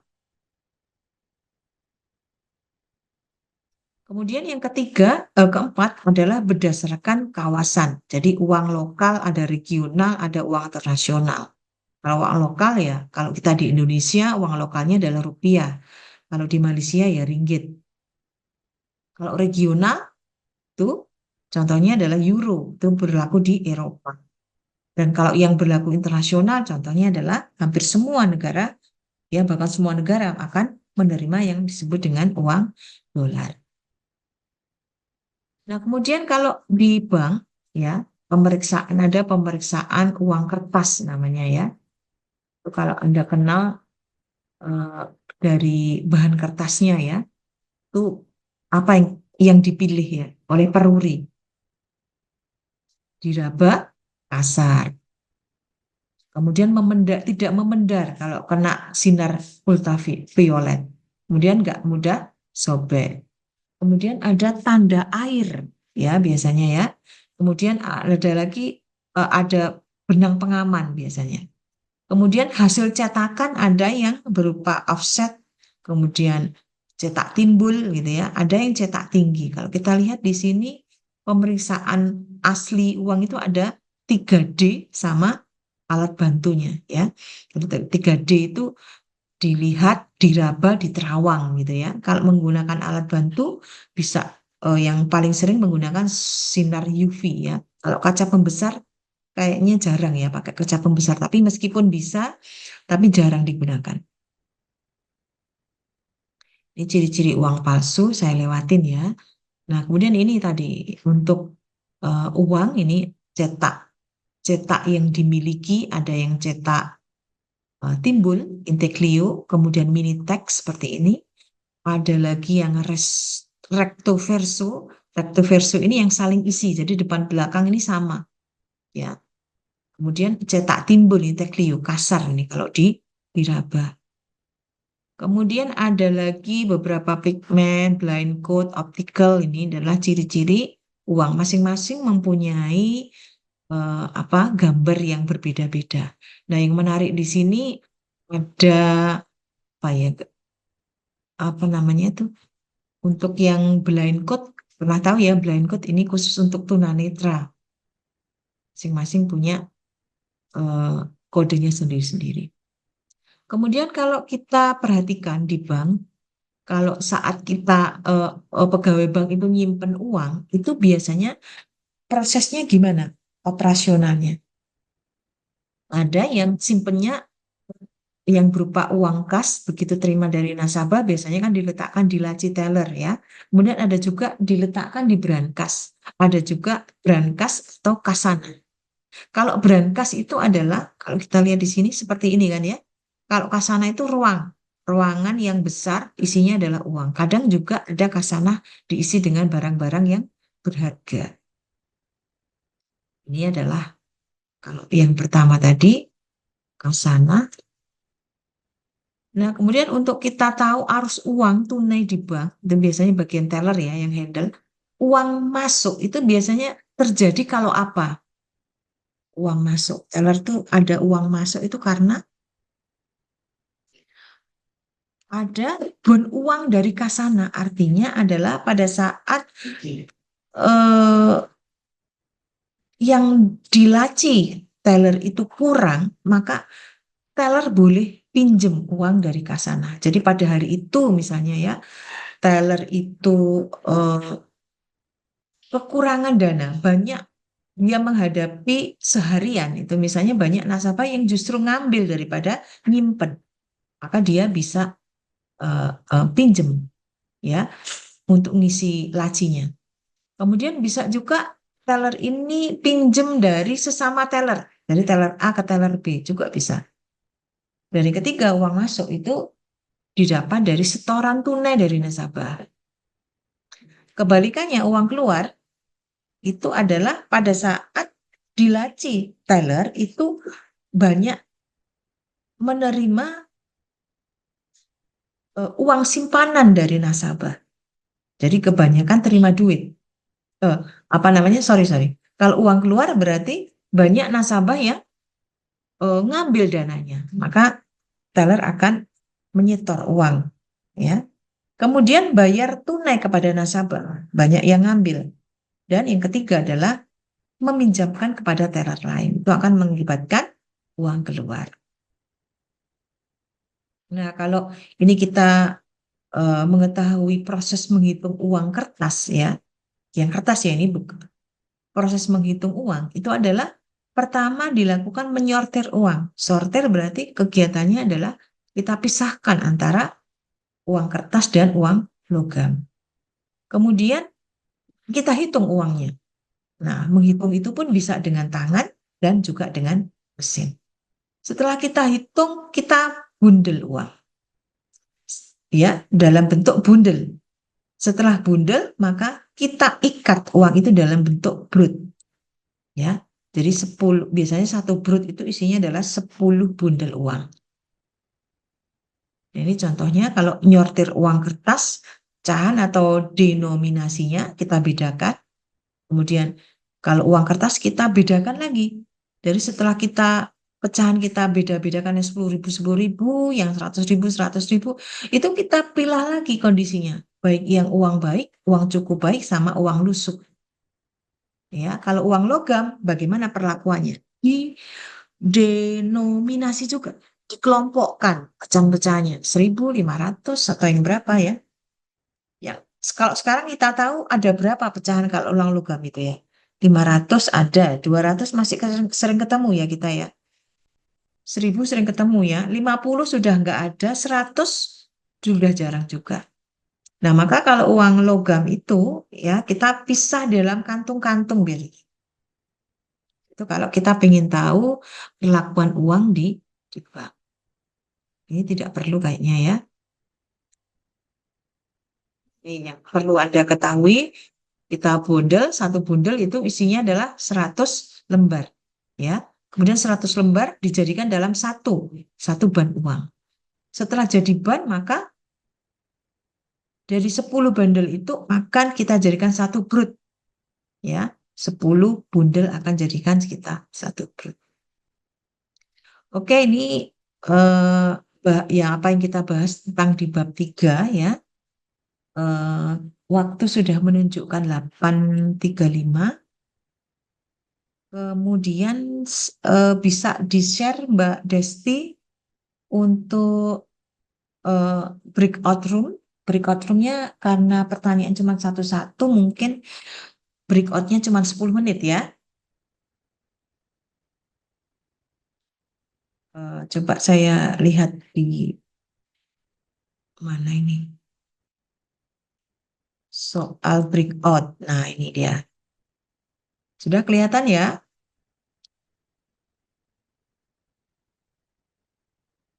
Sudah terlihat? Terlihat, Bu. Oke. Untuk sistem perbankan nanti yang mengerjakan ini saya bagi berapa kelompok ya kemarin, Mbak Desti? 8 atau 7 atau 8 ya? Ada 8 Oh, 8 kelompok ya. Pertanyaannya ada kelompok. 1, 2, 3, 4. 8 kelompok, Bu. Iya, 5, 6, 7, 8. Oke.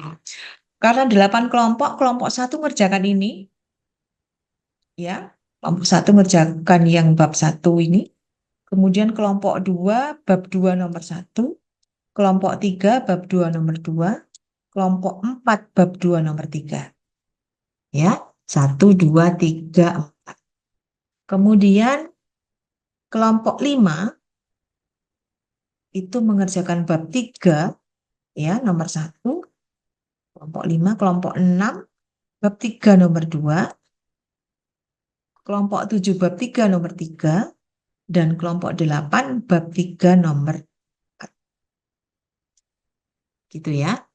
Oke, waktunya 10 menit. Silakan dibagi Mbak Desti. Kita kembali lagi jam berapa nih? 10 menit. 847 ya.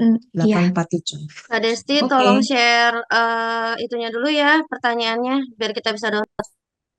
Udah ada kok pertanyaannya di Sudah ada, learning. Bu. Sudah ada di learning. Di learning udah ada. Iya, sudah ada. Bisa dicek, Bu. Ini untuk kelompoknya udah dibagi di mana ya, Kak Desti? Nanti saya langsung bagi di breakout room. Nanti langsung masuk. Oh gitu. Ya. Bisa saya mulai nggih, Bapak Ibu? Sudah dapat pertanyaannya, soalnya? Belum Kak, baru buka di learning. Soalnya tadi dicek nggak ada Kak. Ini di chat sudah ada juga, Bu.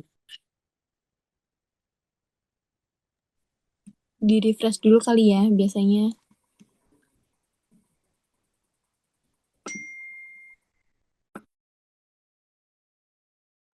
Ini di room chat ada, Bu. Bapak Ibu. Gimana Bapak Ibu? Sudah bisa saya mulai? Monggo silahkan. Oke, baik. Kalau gitu saya mulai nggih. Selamat berdiskusi.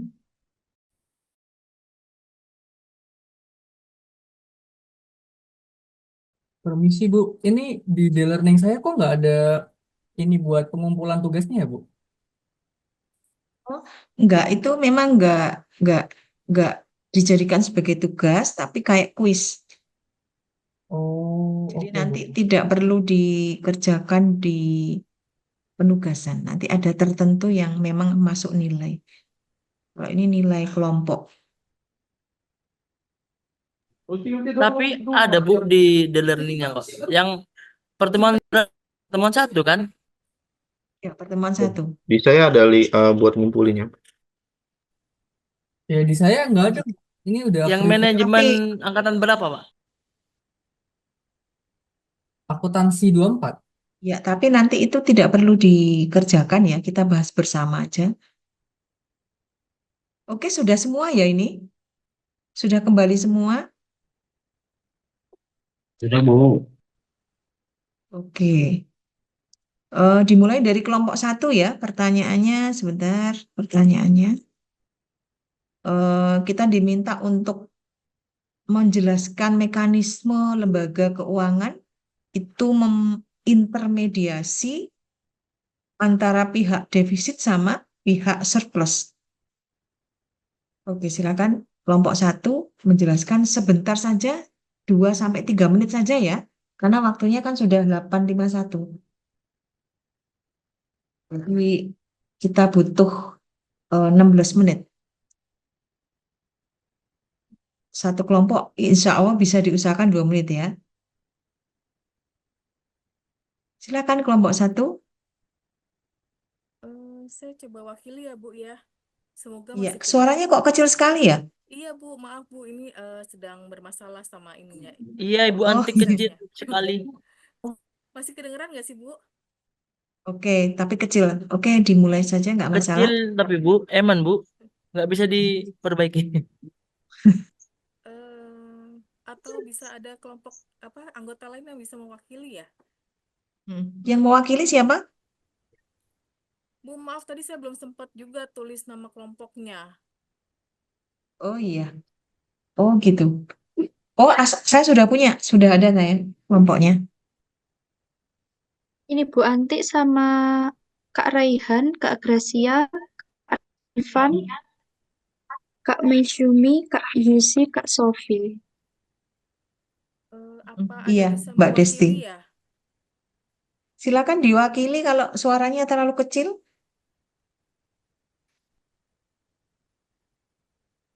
Iya, mungkin di pengaturan suaranya itu loh Bu Antik.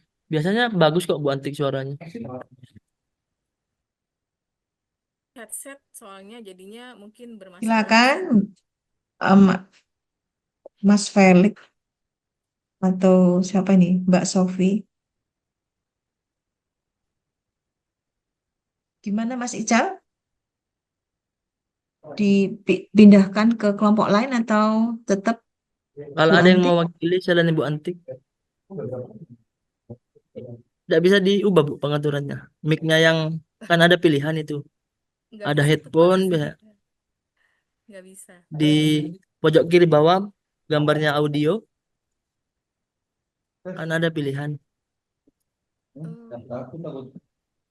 Yang lain nggak bisa ya? Atau nanti saya chat ke ibu aja ya gimana nih?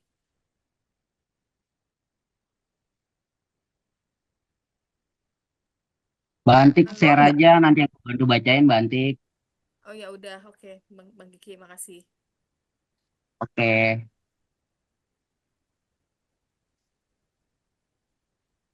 Silakan Bang, mohon dibantu.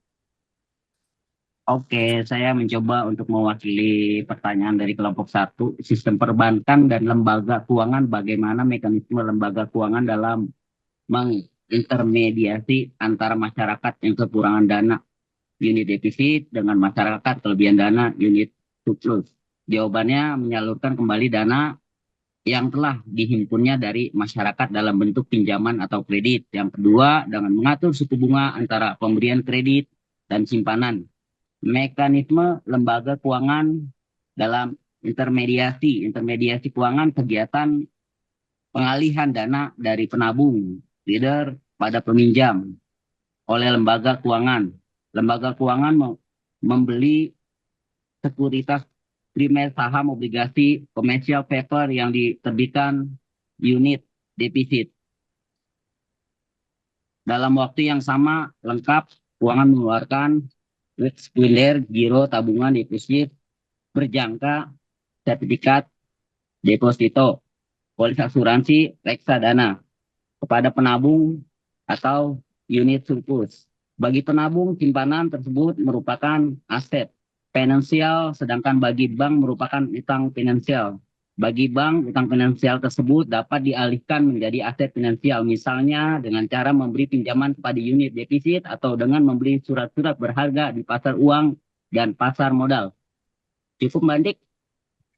Iya, cukup Bang, Oke. makasih. Iya. Oke, terima kasih. Iya Oke, Bu, terima kasih makasih. kelompok 1 jawabannya. Kemudian untuk kelompok 2. Kalau bisa 2 menit ya. Iya, Ibu. Baik, saya mulai ya, Bu. Oke.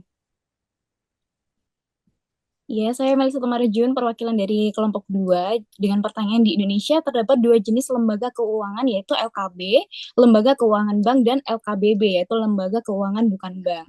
Terdiri dari apa sajakah LKB dan LKBB itu? Kalau untuk LKB ada 3, yaitu Bank Sentral, Bank Umum, dan juga BPR. Kalau untuk LKBB ada 10, yang pertama ada pasar modal, kedua ada pasar uang, ketiga ada koperasi, keempat ada pegadaian, 5 ada leasing, 6 asuransi, 7 anjak piutang, 8 modal ventura, 9 dana pensiun, dan 10 ada kartu plastik. Oke. Terima kasih. Terima kasih, Bu. Oke, kemudian melanjut di kelompok 3. Ya, Bu, ada Erna, Bu, di kelompok 3. Oke. Di kelompok 3 tadi saya nggak ingat ada siapa aja. Mungkin Kak Desti sudah ngecek ya, Kak Desti ya, siapa aja ya, Kak? Iya, ini Nah, sudah dikasih Mbak Desti. oke, untuk di kelompok 3 itu perbedaannya adalah apa bedanya bank umum dan bank kreditan rakyat. Di sini ada beberapa untuk perbedaannya, saya akan singkat aja. Eh, yang pertama adalah fungsi dan kegiatan usahanya. Bank umum itu memiliki fungsi yang lebih luas dan dapat melakukan berbagai jenis kegiatan usaha seperti menerima simpanan, memberikan kredit, layanan perbankan internasional. Dan BPR atau Bank Pengkreditan Rakyat itu lebih fokus pada pelayanan kepada masyarakat kecil dan menengah. Sumber pembiayaannya dari mana? Bank umum itu didapat dari tabungan, deposito, dan pinjaman antar bank. Dan Bank BPR sumbernya adalah dalam bentuk tidak dapat menerbitkan saham untuk meningkatkan modalnya seperti bank umum.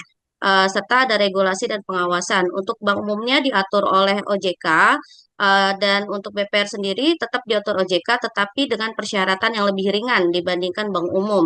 Nasabah dan target pasarnya adalah untuk bank umum segmen pasarnya lebih luas, termasuk individu dan bisnis besar. Kalau untuk BPR sendiri menargetkan masyarakat kecil dan menengah. Bentuk layanannya untuk bank umum beragam produk dan layanan keuangan. Untuk BPR sendiri produknya lebih terbatas, biasanya berupa kredit, mikro, dan simpanan. Itu Bu dari kelompok 3. Terima kasih Bu. Oke, terima kasih Mbak Erna. Kemudian yang kelompok 4. Saya Bu Yuniar. Siapa yang mau ini? Bu Sufiani. Sulfi Bu, tapi Oke. mohon maaf tadi kayaknya ada salah lihat soal Bu. Tapi nggak apa-apa, ini tadi udah sempat diskusi. Saya malah ngelihatnya soal yang nomor tentang uang. Oh, Diskusinya oke. malah yang soal nomor 5 Bu. Tapi nggak apa-apa, ini tadi Iya. udah dibantu juga sama yang lain. Sebentar ya Bu, tapi maaf saya lagi nggak bisa share screen karena sinyalnya jelek banget Bu. Oke.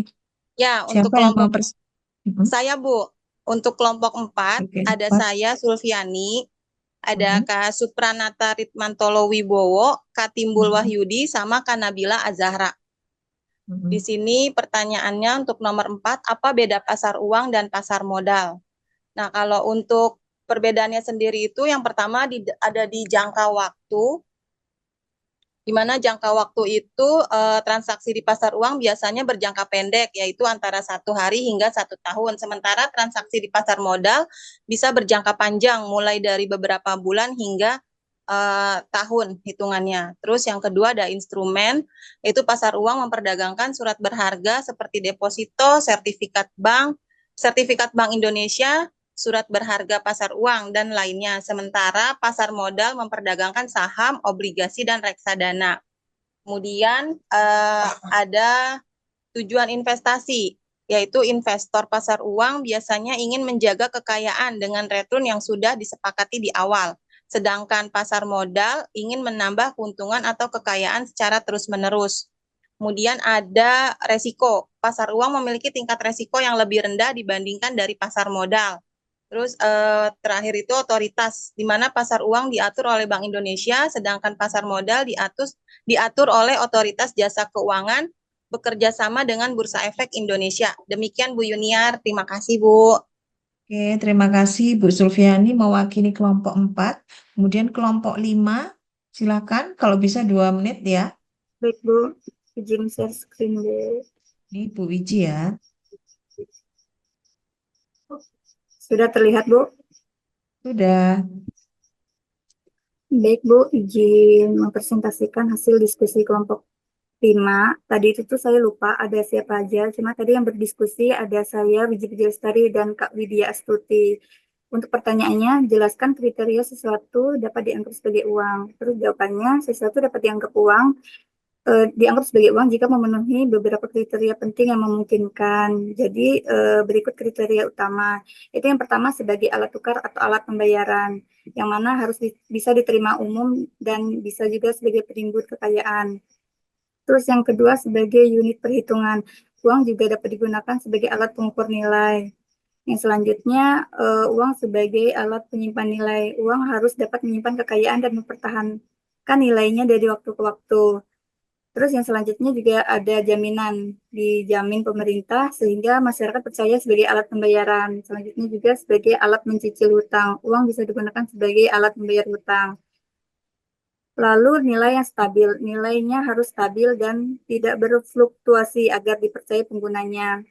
Lalu mudah disimpan dan dibawa, kemudian tidak mudah rusak, yang mana bahannya tidak gampang sobek, serta mudah dibagi, harus terdiri berbagai pecahan nilai nominal bulat dengan kelipatan tertentu sehingga mudah perhitungannya. Demikian Bu, presentasi dari kelompok 5. Terima kasih. Oke, terima kasih Bu Wiji. Lanjut ke kelompok 6, kalau bisa 2-3 menit ya. Baik Bu, benar ya Bu, saya izin share dulu. Maaf Bu, apakah udah terlihat? Saya pakai HP soalnya. Sudah. Jadi tadi di kelompok 4 ada saya sendiri, ada Kak Mustika, Kak Reza, sama Kak Dona. Tentang pertanyaan fungsi uang dan juga contohnya. Yang pertama ada untuk alat tukar-menukar. Uang berfungsi sebagai alat untuk membeli barang dan jasa, untuk memfasilitasi transaksi jual beli barang dan jasa dengan menggantikan sistem barter, dan memerlukan kesesuaian kebutuhan antara dua pihak. Contohnya, seorang membeli sayur di pasar menggunakan uang. Penjual menerima uang sebagai ganti barang, sehingga transaksi lebih mudah dilakukan dibanding jika harus menukar barang langsung. atau barter. Kemudian uang sebagai penimbun kekayaan. Uang merupakan bagian kekayaan seseorang atau perusahaan yang menunjukkan seberapa besar kekuatan finansial yang dimiliki.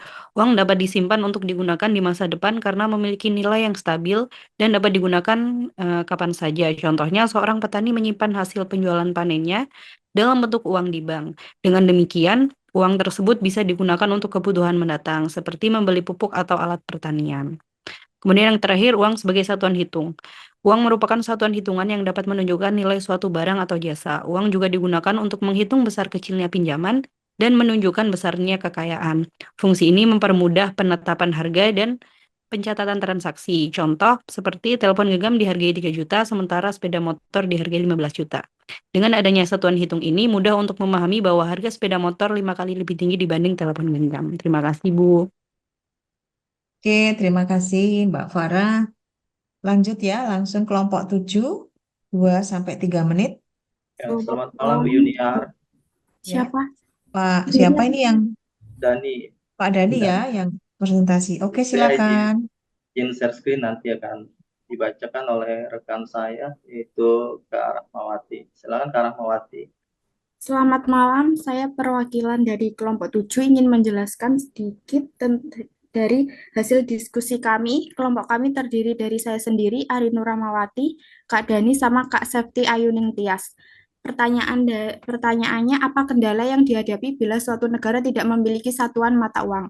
Jawaban kami adalah kendala negara tanpa satuan mata uang itu akan menimbulkan sejumlah kendala yang signifikan bagi suatu negara. Beberapa di antaranya adalah ketergantungan pada mata uang asing, fluktuasi nilai tukar. Negara akan sangat rentan terhadap fluktuasi nilai tukar mata uang asing yang digunakan. Hal ini dapat menyebabkan ketidakstabilan ekonomi dalam negeri, terutama jika nilai tukar mata uang asing melemah secara drastis. Selanjutnya adalah hambatan perdagangan. Ketidakpastian nilai tukar, fluktuasi nilai tukar dapat membuat perencanaan bisnis menjadi sulit dan meningkatkan risiko kerugian dalam transaksi perdagangan. Berikutnya adalah identitas nasional. Kurangnya identitas nasional, mata uang seringkali menjadi simbol identitas nasional suatu negara. Tanpa mata uang sendiri, rasa kebanggaan nasional dan identitas ekonomi dapat terkikis. Selanjutnya adalah hambatan investasi. Ketidakpastian hukum dan regulasi. Investor asing mungkin enggan berinvestasi dalam jangka panjang jika negara tersebut tidak memiliki kebijakan moneter yang jelas dan stabil. Dari kesimpulannya adalah meskipun penggunaan mata uang asing dapat memberikan stabilitas sementara, dalam jangka panjang memiliki mata uang sendiri sangat penting untuk menjaga kedaulatan ekonomi, mendorong pertumbuhan, dan membangun identitas nasional. Terima kasih penjelasan dari Terima kami. kasih Mbak Ari. Kemudian yang terakhir, kelompok 8. Silakan Baik, 2-3 saya menit. izin share screen ya, Bu. Ya. Ini Mbak siapa? Siti, Mbak Siti Iya, Bu. Fatimah. Apakah sudah terlihat, Bu? Sudah. Tidak. Assalamualaikum warahmatullahi wabarakatuh.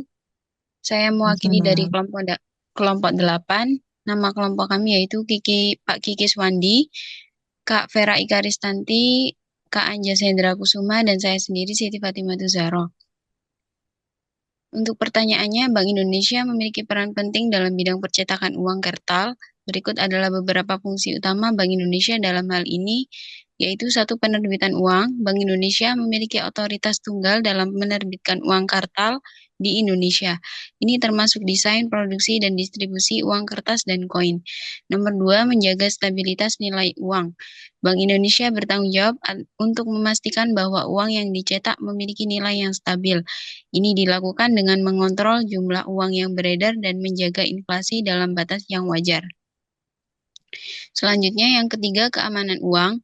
Bank Indonesia menerapkan berbagai fitur keamanan dalam desain uang kartal untuk mencegah pemalsuan. Ini termasuk penggunaan teknologi canggih dan elemen desain yang sulit ditiru. Selanjutnya akan dilanjutkan oleh Pak Kiki, silakan. Oke, makasih Mbak Fatin. Yang keempat adalah pelayanan pada masyarakat. BI juga bertugas untuk memastikan ketersediaan uang kartal yang cukup untuk memenuhi kebutuhan masyarakat. Ini mencakup distribusi uang ke bank-bank dan lembaga keuangan lainnya. Lanjut Bapak Tim. Slide-nya belum nampak Bapak Tim. Saya langsung baca aja deh. Oh ya, yang kelima, edukasi dan sosialisasi. Bank Indonesia mengedukasi masyarakat tentang uang yang sah dan cara mengenali uang yang asli, serta memberikan informasi tentang kebijakan moneter yang berkaitan dengan uang kartal. Yang keenam, pemeliharaan uang beredar. BI melakukan pengawasan dan pengelolaan terhadap uang yang beredar, termasuk penarikan uang yang sudah tidak layak edar dan menggantinya dengan uang yang baru. Dengan fungsi-fungsi ini, Bank Indonesia berperan penting dalam menjaga kepercayaan masyarakat terhadap sistem moneter dan stabilitas ekonomi Indonesia secara keseluruhan. Terima kasih. Oke, terima kasih Pak Terima kasih Kiki. Bu Yuniar. Oke, sama-sama. Total semuanya sudah ya. Ya, untuk yang pertanyaan-pertanyaan di pertemuan ke-1 itu tidak perlu dikerjakan di penugasan ya. Itu mungkin tadi Mbak Desti share untuk tugas. Nanti ada pertemuan tertentu yang memang Anda harus mengerjakan dan saya jadikan sebagai tugas gitu ya. Oke, mungkin sampai sini Mbak Desti saya closing atau Mbak Desti yang closing ini kayaknya ada gangguan di Mbak Desti. Oke, kalau enggak Kak saya aja ya kalau gitu ya. Oke, untuk pertemuan perkuliahan kita yang pertama hari ini karena memang sangat padat 3 bab ya, kita sampai jam 9 lebih 10 menit. Mohon maaf atas keterlambatan ini dan tadi sempat ada trouble ya. Mudah-mudahan nanti di pertemuan berikutnya tidak ada trouble lagi, internet lancar ya, sehingga kita bisa memulainya dengan tepat waktu. Oke, dari hasil dari pertemuan kita hari ini, mudah-mudahan mendapatkan manfaat ya dari materi bab 1, 2, dan 3. Dan terima kasih sebelumnya Anda sudah berpartisipasi sangat aktif ya meskipun malam hari. Oke, saya akhiri sekian dulu ya. Semuanya selamat beristirahat. Saya akhiri. Wassalamualaikum warahmatullahi wabarakatuh. Sampai jumpa warahmatullahi minggu depan. wabarakatuh. Terima kasih Bu Waalaikumsalam. Yuniar. Terima kasih Kak warahmatullahi Desti. wabarakatuh. Terima kasih Kak Kak Desti. Ical, terima kasih. Terima kasih Terima teman-teman. kasih Kak Selamat Ica. istirahat. Izin Terima pamit, kasih Bu Junior. Junior. Terima kasih Bu Junior. Assalamualaikum. Kak Desti. Sehat teman-teman. Assalamualaikum. Waalaikumsalam.